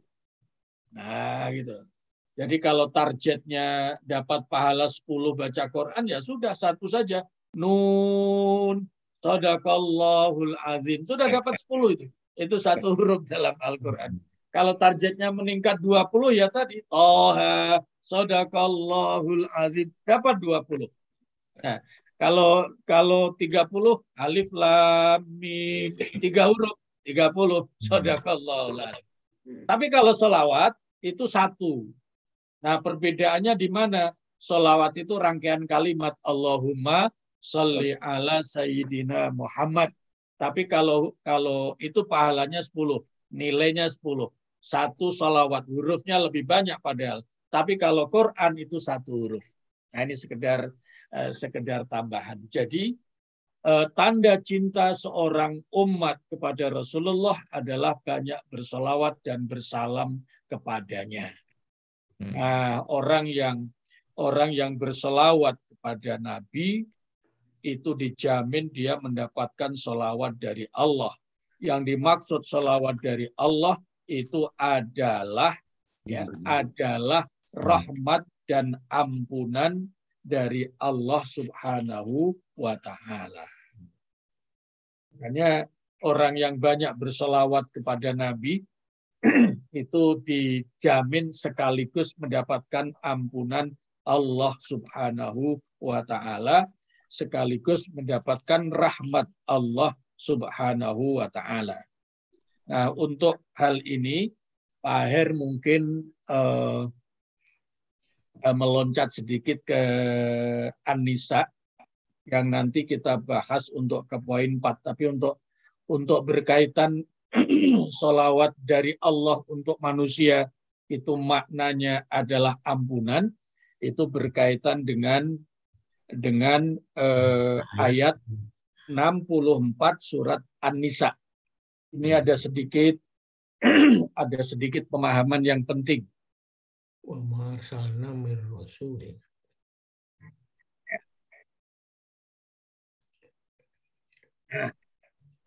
Wa ma arsalna mir rasulin illa liyuta'a biiznillah. Saya tidak mengutus seorang rasul kecuali untuk ditaati. Nah, tadi kita sudah bahas supaya taatnya penuh, maka harus ada rasa cinta. Nah, walau annahum izzalamu anfusahum, kalau saja ada mereka yang menzalimi diri sendiri. Apa maksudnya zalim pada diri sendiri? Kira-kira apa maknanya? Ini supaya lebih jelas. Kita sering mengutakan zalim, tapi adakah orang yang menzalimi diri? Orang dia tidak suka kalau dizalimi orang lain, masa menzalimi diri sendiri? Kira-kira apa makna menzalimi diri sendiri? Bermaksiat. Bermaksiat, ya. Orang yang berdosa itu sama dengan orang yang menzalimi diri sendiri. Apa dasarnya? Dasarnya adalah doa taubat. Rabbana zolamna anfusana. Wahai Allah, saya telah menzalimi diri sendiri. Kenapa ayat ini disimpulkan bahwa zalim pada diri sendiri adalah perbuatan dosa? Karena doa taubat ini adalah doa Adam dan Hawa ketika telah keluar dari surga sebagai akibat lengah karena godaan iblis terhadap perintah-perintah Allah. Ya. Jangan mendekati pohon, tapi karena digoda iblis, maka kemudian melanggar dan itu dianggap dosa. Nah, maka doanya Rabbana zolamna anfusana. Dari sinilah kita berkesimpulan sebagai ilmu, kalau ada istilah dalam Al-Quran dimanapun juga, istilah menzalimi diri sendiri dalam kurungnya, maknanya pasti perbuatan dosa. Baik, ja'uka. Kalau mereka berbuat dosa, zalim pada diri sendiri, kemudian datang kepadamu, fastaghfarullah, beristighfar kepada Allah, wastaghfarallahumur rasul, dan Rasul pun juga memintakan ampun untuk mereka, Allah pasti mengampuni. Allah Maha Penerima Tobat, Allah Maha Sayang. Nah, ini yang tadi yang saya bilang perlu pemahaman yang rada cermat. Kalau para sahabat memang datang langsung saat ayat ini diturunkan, kan begitu. Tapi kalau kita bagaimana caranya datang kepada Nabi? Apakah kita harus mesti umroh dan haji saja? Lah bagaimana yang tidak bisa umroh, tidak haji? Nah, apakah tidak bisa datang kepada Rasul? Lah bagaimana cara datangnya? Nah, ini berkaitan dengan ayat ini. Datangnya adalah, nah ini supaya gampang harus ada ilustrasi. Kalau tanda seorang anak itu sayang sama orang tuanya, kalau tidak bisa hadir langsung, minimal yang hadir apanya Pak Toha? Salamnya, hadiahnya. Hadiahnya. Ya. Ya, jadi kalau tidak bisa sowan langsung, apalagi sekarang Gojek, GoFood segala macam mudah, paling tidak mestinya hadir hadiahnya. Nah, sebagai tanda sayang, tanda cinta, hormat kepada orang tua, hadiah yang dikirim selayaknya adalah hadiah yang terbaik. Nah, kan begitu. Nah, apa kaitannya dengan ayat ini? Ayat ini adalah bahwa datang kepada Nabi itu artinya adalah menyampaikan hadiah yang paling istimewa. Lah hadiahnya apa? Berupa sholawat dan salam tadi itu. Nah, kalau sudah hadir dengan hadiah salawat dan salam, maka Rasul pun akan memintakan ampun kepada Allah. Makanya banyak sekali hadis-hadis, barang siapa yang berselawat kepada Nabi, maka Allah pun akan mengampuni dosa-dosanya. Nah, begitu. Runutnya begitu. Jadi salawat itu punya fungsi sama dengan istighfar, sama-sama untuk menghadirkan maghfirah, ampunan Allah Subhanahu wa Ta'ala. Sampai poin ini ada yang bertanya. Nah, soal solawat memang ya masih, tapi bagi kita sudah biasalah antara Sayyidina tidak Sayyidina, walaupun terus menjadi diskusi, saya pikir untuk level kita sudah tidak ada masalah di situ. Tapi boleh kalau ada pertanyaan berkaitan dengan hal itu. Ya, silakan berangkat. Silakan, siapa tadi bertanya? Arif. Baik, silakan Pak Arif. Pak Ustadz, terima kasih banyak sekali ilmu yang diberikan ini. Kaitannya dengan mahabbah atau cinta ke Rasulullah, ya. Juga atasnya ya, artinya kalau berlebihan jadi gulu ya Ustadz ya, enggak tetap sesuai dengan yang diajarkan. Nah, kaitannya dengan itu adalah tentang bersolawat. Solawat ini kan ada redaksi yang sudah ada di Al-Quran. Ya. Nah, sementara setelah itu tahun-tahun berikutnya kan banyak sekali ragam solawat yang munculkan, yang dikarang oleh, ya saya juga tidak tahu siapa yang ngarang. Ya, para ulama, iya. Banyak sekali diamalkan. Bahkan ada yang ngajaran ini 100 kali, 1000 kali, nanti dapat manfaat seperti ini. Nah, itu bagaimana kita ini? Apakah itu juga dianggap sholawat yang tadi yang Ustadz sebutkan tadi, atau hanya yang di Al-Quran? Terima kasih Pak Ustadz. Baik, ya. Kita runut dari awal. Ini pertanyaan bagus. Kita runut dari awal. Ketika ayat 56,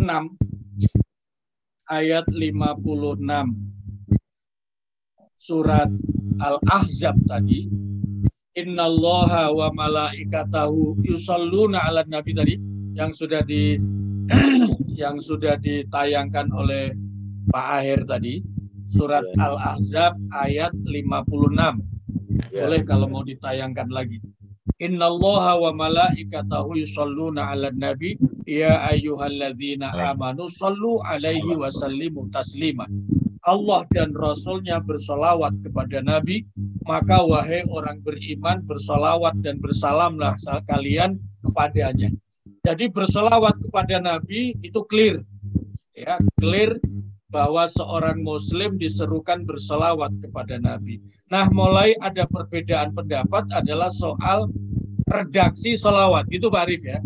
Ya, betul Dad. Nah, ketika ayat ini turun, maka sahabat Anas dan sahabat-sahabat yang lain sowan Rasulullah. Apa pentingnya? Mereka bertanya, wahai Rasulullah, ayat sudah turun, maksudnya ayat 56 surat Al-Ahzab ini, yang isinya Allah dan malaikat saja bersolawat kepadamu. Fakaifa nusalli alaika? Nah, kalau begitu kami harus tahu bagaimana kami harus bersolawat kepadamu. Nah, ketika ada pertanyaan begitu, Nabi memang menjawab, Qul Allahumma sholli ala Muhammad. Nah, itu redaksi aslinya begitu. Kalau kamu mau bersolawat mengikuti seruan Al-Quran itu tadi, ya baca saja Allahumma sholli ala Muhammad. Jadi itu redaksi sholawat yang paling awal. Tidak ada Sayyidina, tidak ada yang lain-lain. Nah, inilah yang digunakan oleh para ustadz, para kiai, para ulama untuk secara disiplin baca sholawat ya tidak ada lain kecuali Allahumma sholli ala Muhammad. Nah, begitu. Nah, tapi ternyata itu sudah selesai berjalan. Tapi ternyata ada turun wahyu yang lain. Ketika pergaulan Nabi dan sahabat sudah terus bergulir, hari berganti minggu, berganti bulan dan seterusnya, ternyata turun ayat tentang sopan santun kepada Nabi. Pak Aher boleh dibuka kembali surat An-Nur. Ya. Surat An-Nur.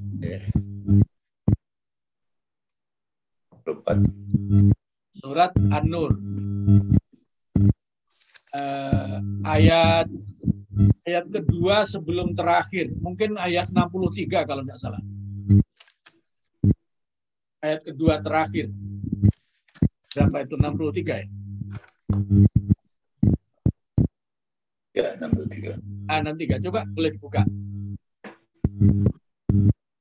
Ini Pak Arif. Bermulanya dari sini. Ya, la taj'alu du'a ar-rasuli bainakum ka du'a ibadikum ba'do.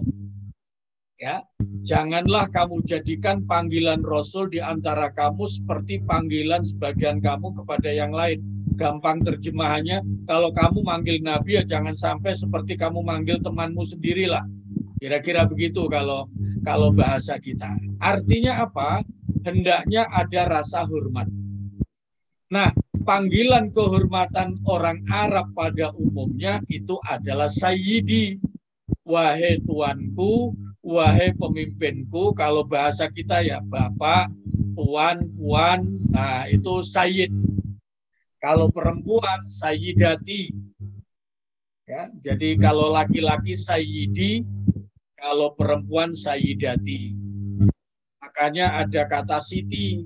Itu singkatan dari sayyidati yang artinya pemimpin wanita. Puan lah kira-kira begitu.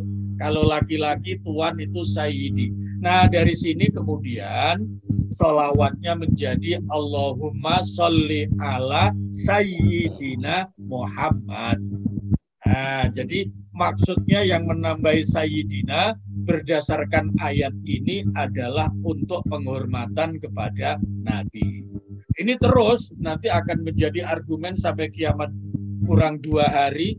Ya yang mau tetap pakai pedoman ayat 56 tadi surat Al-Ahzab itu dia akan pakai Allahumma sholli ala Muhammad.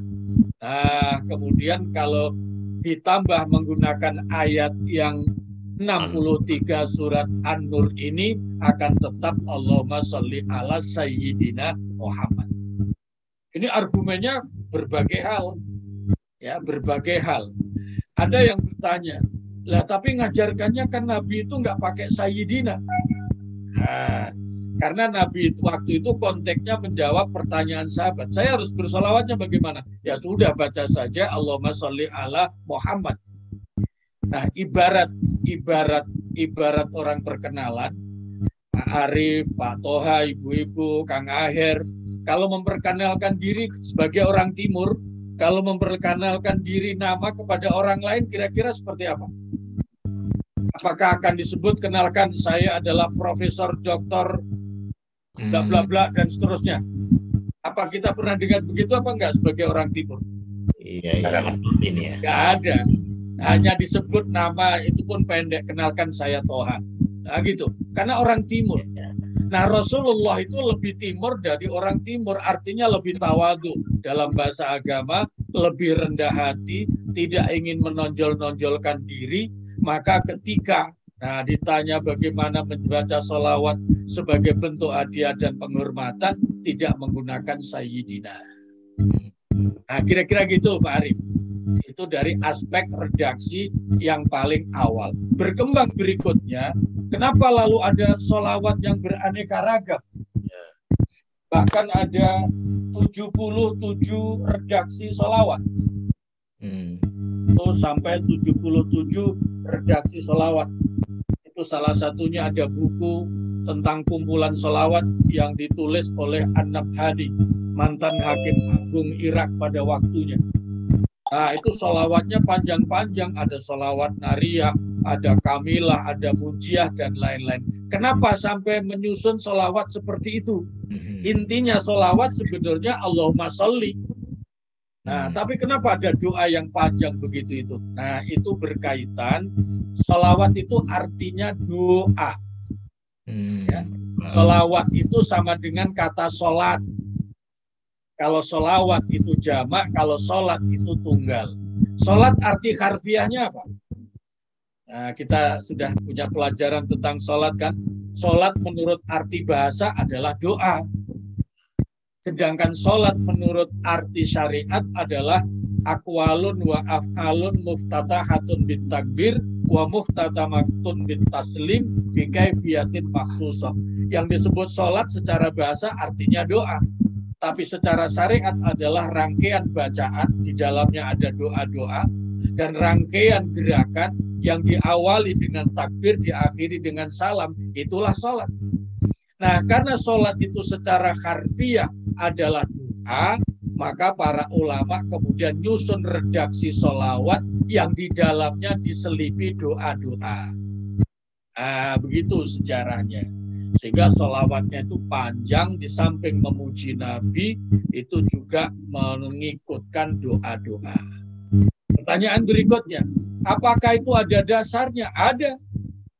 Nah, ada. Dasarnya apa? Nabi pernah bersabda, doa yang tidak diantar oleh sholawat, maka itu menggantung antara langit dan bumi. Tidak akan menembus langit. Nah, kira-kira doa yang tidak direkomended oleh Nabi, Allah tidak mau terima. Kira-kira begitu. Nah, supaya mendapatkan rekomendasi dari Nabi, maka dibarengi sholawat. Itulah yang menyebabkan mendorong para ulama menyusun sholawat, Allahumma sholli ala Muhammad, tapi diikuti dengan doa-doa dan sekian panjang. Sholawat yang paling panjang adalah namanya sholawat kubro, yaitu sholawat yang ditulis oleh Syekh Abdul Qadir Al-Jailani, itu sampai 6 halaman. Saya juga tidak hafal itu. Lebih mudah ngapal Quran daripada menghafal sholawatnya itu soalnya. Kira-kira gitu Pak Arif. Ya.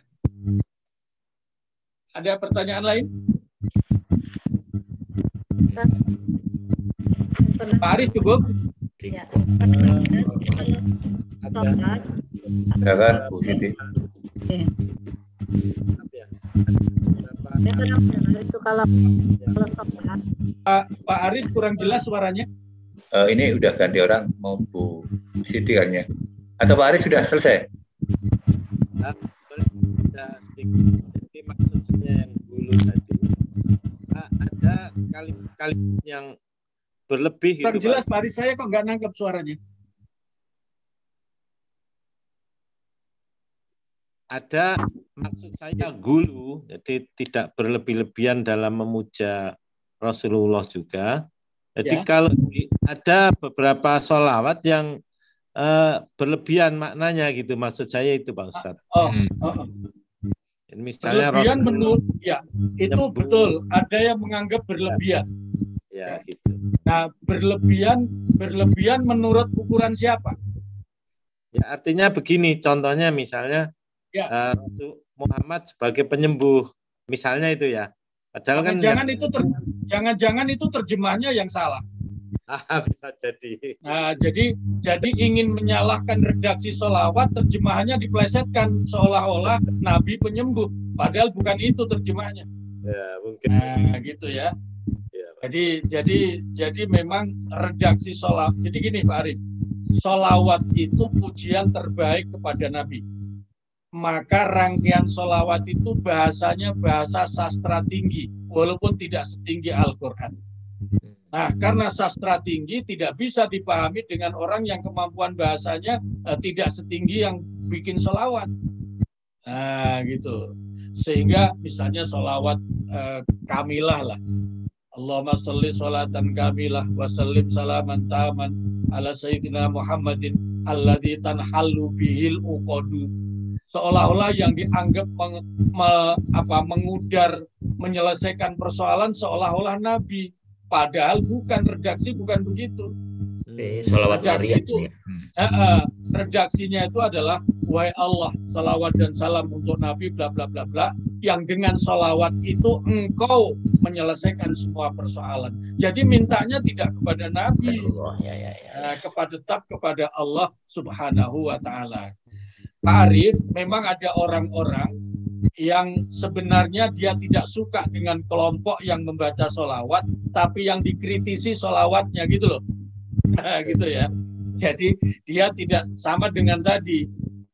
Karena tidak suka dengan NU, nah karena orang NU banyak merokok, maka ada pesan, jangan mau terima lamaran kalau yang lamar itu tukang rokok gitu. jadi begitu kira-kira. Ya. Ustaz. Makanya jadi sholawat itu dijamin tidak ada yang menyimpang dari akidah. Nah, orang yang mengatakan sholawat yang redaksi panjang-panjang menyimpang dari akidah itu adalah melenceng dari segi cara menerjemahkannya. Nah, pertanyaannya, apakah mereka tidak paham? Paham. Tapi karena ingin mengkritisi, maka diplesetkan terjemahan itu. Kira-kira begitu. Tapi dijamin, itu sholawat-sholawat yang sekian panjang itu tidak ada yang secara redaksi, apalagi isi dianggap menyimpang dari akidah yang dengan bahasa berlebihan. Nah, kalau Pak Arif punya kitab Burdah, ya Burdah itu kan salah satu karya sastra untuk memuji Rasulullah Shallallahu Alaihi Wasallam berkaitan dengan yang dianggap yang dilarang berlebihan memuji Nabi itu apa? Yang dimaksud berlebihan memang dilarang. Tapi apa yang dimaksud berlebihan? Yang dimaksud berlebihan itu adalah memujinya orang Bani Israel, orang Nasrani, memuji Isa sampai level Tuhan. Nah, itu yang dilarang. Itu namanya berlebihan. Ghulu dalam bahasa agama. La taghlu fi dinikum. Jangan berlebihan dalam agama termasuk menyanjung Nabi. Yang dimaksud berlebihan kalau menyanjung Nabi sampai seperti seolah-olah punya kekuasaan seperti Allah. Pertanyaan lebih lanjut, kenapa orang Nasrani menyanjung Isa sebagai Tuhan? Karena punya mukjizat menyembuhkan orang sakit. Allah juga mampu menyembuhkan. Nabi Isa juga mampu menyembuhkan. Maka Isa dianggap Tuhan. Padahal itu level Nabi Isa itu mukjizat pemberian Allah. Nah, di situ letak perbedaannya. Tapi kalau sekedar memuji Nabi setinggi apapun tidak dihukumi berlebihan. Karena memang Nabi makomnya lebih tinggi, tadi itu imamnya para Nabi dan para Rasul. Itu sebabnya di dalam pintu surga, itu yang disebut itu hanya Nabi. La ilaha illallah Muhammadur Rasulullah. Tidak disebut Nabi-Nabi yang lain. Nah, itu kelebihannya Rasulullah SAW. Dan karena itulah maka para ulama nyusun sholawat pujian kepada Nabi beraneka ragam berpuluh-puluh redaksi. Nah, demikian Pak Arif. Clear, Ustaz. Baik, alhamdulillah, mudah-mudahan jadi wawasan kita. Amin. Ada yang bertanya lagi?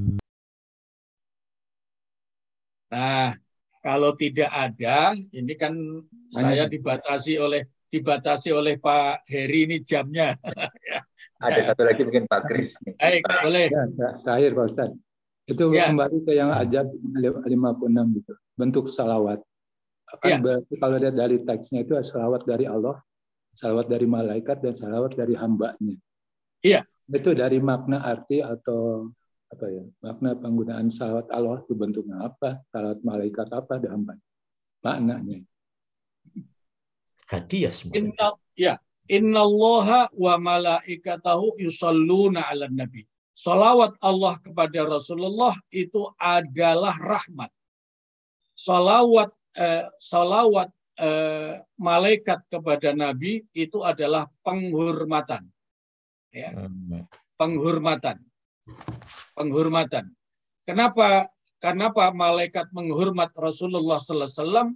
Nah, ini harus kembali kepada sejak awal Adam sebagai bapak moyangnya manusia itu, sejak awal memang malaikat disuruh sujud kepada Adam oleh Allah. Tanda penghormatan, bukan sujud ibadah, tapi sujud penghormatan.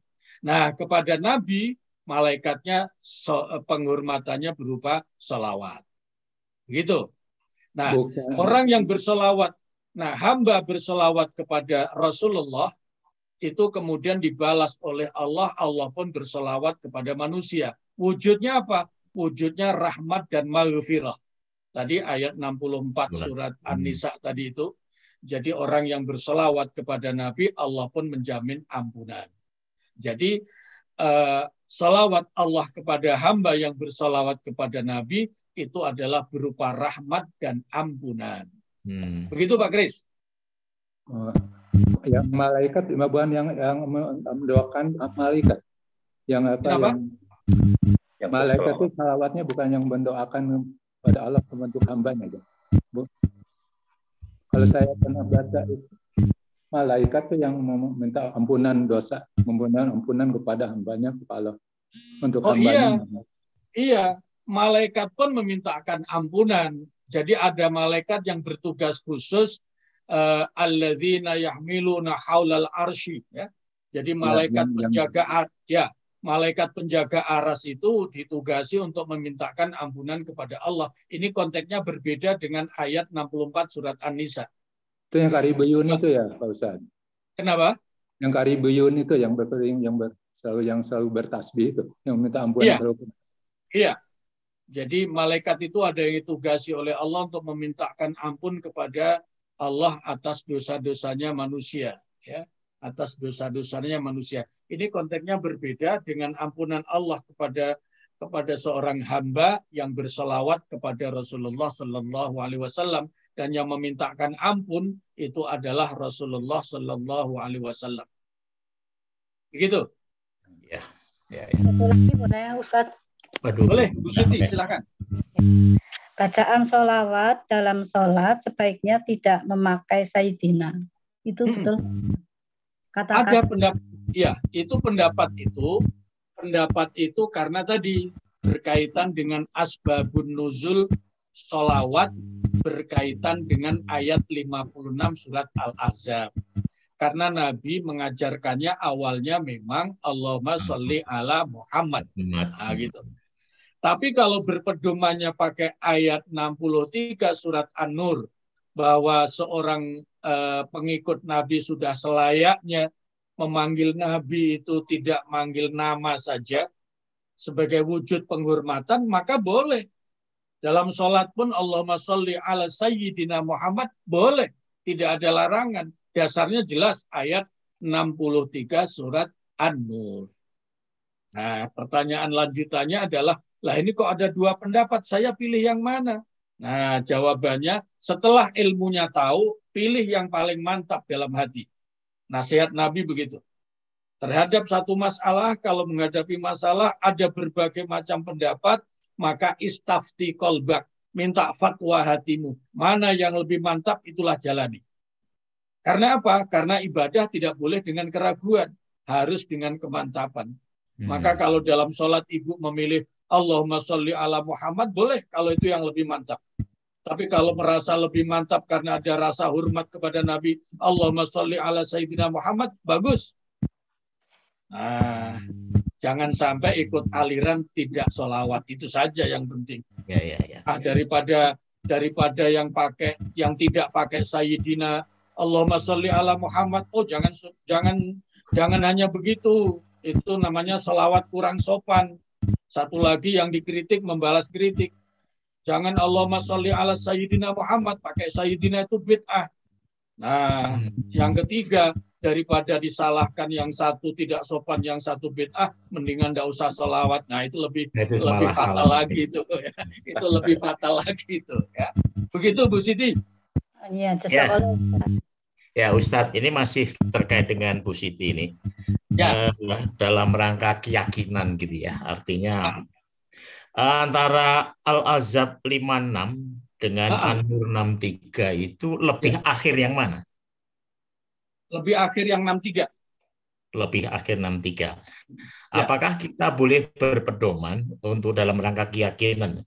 Saya mempedomani karena itu yang terakhir diturunkan gitu ya. Artinya yang terakhir itu ada pengertian seolah-olah mengoreksi atau merubah dari yang depannya atau begitu? Tidak ada ulama yang, jadi gini, kalau kita memahami Al-Quran itu harusnya dengan hadis. Karena hadislah yang paling, nabilah yang paling punya otoritas memaknai Al-Quran. Kan gitu. Nah, Nabi sudah tidak ada, maka ngikuti para ulama. Maka cara memahami Al-Quran adalah bagaimana ulama memberikan pelajaran. Nah, dalam kaitan ini, antara ayat 56 surat Al-Ahzab dengan ayat 63 surat An-Nur, itu tidak ada proses nasah mansuh. Tidak ada revisi, yang satu tidak merevisi yang lain. Dua-duanya tetap berjalan. Oleh karena itu tadi, oleh karena itu boleh memilih mana yang lebih meyakinkan. Karena surat Al-Hujurat juga bicara tentang bagaimana sopan santun kepada Nabi, kan gitu. Bersuara lantang saja tidak boleh. Nah, makanya tadi di awal saya sampaikan, bersuara lantang melebihi Nabi tidak boleh. Bagaimana mungkin orang sekarang tidak ketemu Nabi bisa bersuara lantang? Nah, maksudnya bersuara lantang itu termasuk mendahului, melampaui apa-apa yang dikatakan Nabi. Nabi tidak melarang, kita melarang. Nabi tidak nyuruh, kita nyuruh. Nah, itu termasuk orang-orang yang melampaui Nabi. Dan itu dilarang dalam surat Al-Hujurat. Ya ayyuhalladzina amanu la tarfa'u aswatakum fawqa sautin Nabi. Ya gitu, jangan sampai kamu bersuara lantang melebihi suara-suara Nabi. Itu bisa saja kamu tidak terasa, amalmu akan hapus karena ketidaksopanan. Nah, itu surat Al-Hujurat ayat 2. Begitu Pak Toha. Ya. Satu lagi boleh ya? Terakhir ya, mungkin. Jadi tadi secara pemikiran boleh, secara pemikiran tadi yang Bapak sampaikan itu boleh. Secara pemikiran. Nah, tetapi dalam konteks ilmu, para ulama tidak ada yang berpendapat itu proses nasah mansuh. Revisi ayat tidak ada antara hubungan ayat 56 surat Al-Ahzab dan ayat 63 surat An-Nur. Baik, boleh, silakan. Ya, satu lagi nih. Pokoknya kalau Pak Heri belum nutup, ayo. Ya. Masih Pak Heri. Setengah jam lagi nggak apa-apa lah. Ustaz, ini tadi pengertiannya sholawat itu redaksinya tadi pertama kan Sayyidina karena itu kebiasaan di Arab gitu ya. Kemudian para ulama artinya secara dalil tidak ada sholawat itu harus begini, nggak ada ya. Kemudian para ulama menyusun menghormati atau memuliakan nama Nabi itu dengan berbagai sholawat. Sholawat Badar, sholawat Nariyah, mungkin banyak lagi. Betul. Nah, artinya semua salawat yang disampaikan ulama itu tidak ada pengertian tadi ya, gulu tadi atau mengkultuskan atau tidak ada pengertian itu ya? Tidak ada. Saja ya? Tidak ada. Oke. Makasih Ustaz. Itu Ustaz. Ya, apalagi kalau terminologinya terminologi sikap orang yang cinta. Ya, orang yang cinta itu pujian-pujiannya ya sesuka-suka dia yang memuji kepada yang dicintai. Nah, apalagi kepada makhluk paling mulia namanya Rasulullah, maka itu tidak ada larangan menyanjung beliau. Larangannya hanya satu, menyamakan Rasul sebagai Tuhan, itu saja. Lebih dari itu, Nabi ini diutus oleh Allah sebagai representasi sifat-sifat Allah. Ya, nah ini nanti masuk merasakan kehadiran Nabi sebagai rahmat. Ayat 107 surat Al-Anbiya. Nah, gitu ya. Itu nanti lebih jelas lagi. Wa ma arsalnaka illa rahmatan lil alamin. Allah memanggil Nabi dan dijelaskan, wahai Muhammad, saya tidak mengutusmu sebagai Rasul kecuali untuk menjadi rahmat bagi seluruh alam. Nah, pertanyaannya, kenapa Allah mengutus Nabi menjadi rahmat? Nah, gitu kan. Tadi saya katakan Nabi ini bahkan disuruh merepresentasikan sifat-sifat Allah. Sifat Allah yang paling utama apa? Rahman Rahim. Nah, gitu. Coba Bapak perhatikan rangkaian Asmaul Husna yang ada di surat Al-Hasyr. Wallahu alladzi la ilaha illa huwal malik la ilaha illa huwa alimul ghaibi wasyahadah War-Rahmanur Rahim. Jadi Ar-Rahman Ar-Rahim itu sifat yang paling utama, paling menonjol. Baru Al-Malikul Qudusus Salamul dan seterusnya. Nah, lebih tampak lagi Fatihah itu surat yang paling agung. Dan itu awalnya Bismillahirrahmanirrahim. Di dalam Al-Fatihah walaupun sudah ada Bismillahirrahmanirrahim masih diulang. Alhamdulillahirabbil alamin Ar-Rahmanirrahim. Ini Allah ingin menunjukkan kepada seluruh makhluknya bahwa yang paling menonjol Allah tampakkan adalah Rahman Rahimnya. Maka mengutus Nabi sebagai representasi mewakili. Sebagai utusan kan harus merepresentasikan yang mengutus. Seorang delegasi mewakili, dia harus merepresentasikan orang yang diwakili. Maka Nabi harus membawa rahmat. Karena yang mengutus adalah Ar-Rahman Ar-Rahim. Nah, oleh karena itu kembali ke tadi, maka memuji kepada Rasulullah Shallallahu Alaihi Wasallam itu boleh dengan pujian-pujian yang tinggi karena beliau memiliki akhlak yang sangat agung.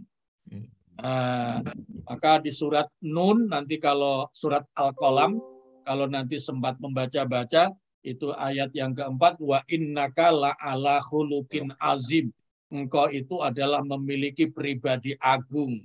Karena pribadinya agung, umatnya, apalagi para ulamanya, yang sudah mahabbah kepada Nabi, cinta kepada Nabi, sanjungannya pasti sanjungan paling tinggi. Maka tidak ada istilah hulu, tidak ada istilah kultus berlebihan. Begitu Pak Toha? Ya, terima kasih Ustaz.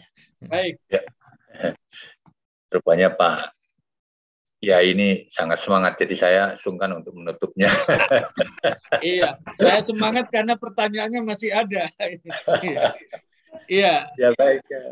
Walaupun materinya mohon maaf tidak rampung karena baru menginjak ke yang ketiga merasakan hadirnya Nabi, ini pun perlu pendalaman, bahkan yang keempat meneladani dan menaati sampai M yang kelima.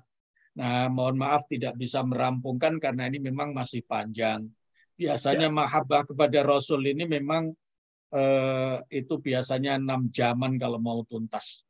Nanti kita bisa bagi 3 lah barangkali ya. Insya Allah kalau mudah-mudahan.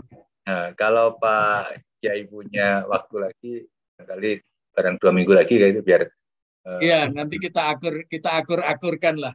Ya. Mumpung masih ada di sekitar bulan Maulid. Ya. Baik, itu barangkali kajian kita pada malam hari ini. Terima kasih kesempatan yang diberikan. Mudah-mudahan yang kita kaji ini menambah wawasan bagi kita dalam rangka menyintai Nabi dan menuju Muslim kafah. Jika ada hal yang kurang berkenan, maaf. Kita tutup dengan doa, Pak Erik. Ya, silakan, Pak. Bismillahirrahmanirrahim. Allahumma barik lana fi umrina. Wahai Allah, berkailah umur kami. Wa barik lana fi ilmina, berkailah ilmu kami. Wa barik lana fi a'malina, berkailah amal karya kami. Wa barik lana fi rizkina, berkailah rizki kami. Wa barik lana fi ahlina wa auladina wa dzurriyyatina, berkailah keluarga kami, putra-putri kami, dan seluruh keturunan kami, ya Allah. Barik lana fi kulli ma a'taitana, berikanlah keberkahan apapun yang Engkau karuniakan kepada kami. Allahumma tawil a'marana fi sihhati wal afiyah. Ya Allah, panjangkan usia kami dalam keadaan sehat wal afiyah. Wa tawil a'marana fi najahi was sa'adah. Panjangkan usia kami ya Allah dalam keadaan sukses dan bahagia. Wa tawil a'marana fil ibadati wal khairi was salamati wa husnil khatimah. Panjangkan usia kami ya Allah untuk senantiasa istiqamah dalam ibadah, istiqamah dalam segala kebaikan. Selamatkan kami dari segala mara bahaya kehidupan, dan sekiranya tiba saatnya harus kembali kepadamu ya Allah, berikan kami husnul khatimah. Rabbana atina fid dunya hasanah wa fil akhirati hasanah wa qina azabannar walhamdulillahi rabbil alamin. Wassalamualaikum warahmatullahi wabarakatuh. Waalaikumsalam warahmatullahi wabarakatuh. Jazakallah khairan Pak Kiai, Ustaz dan amin. Alhamdulillah. Sami-sami.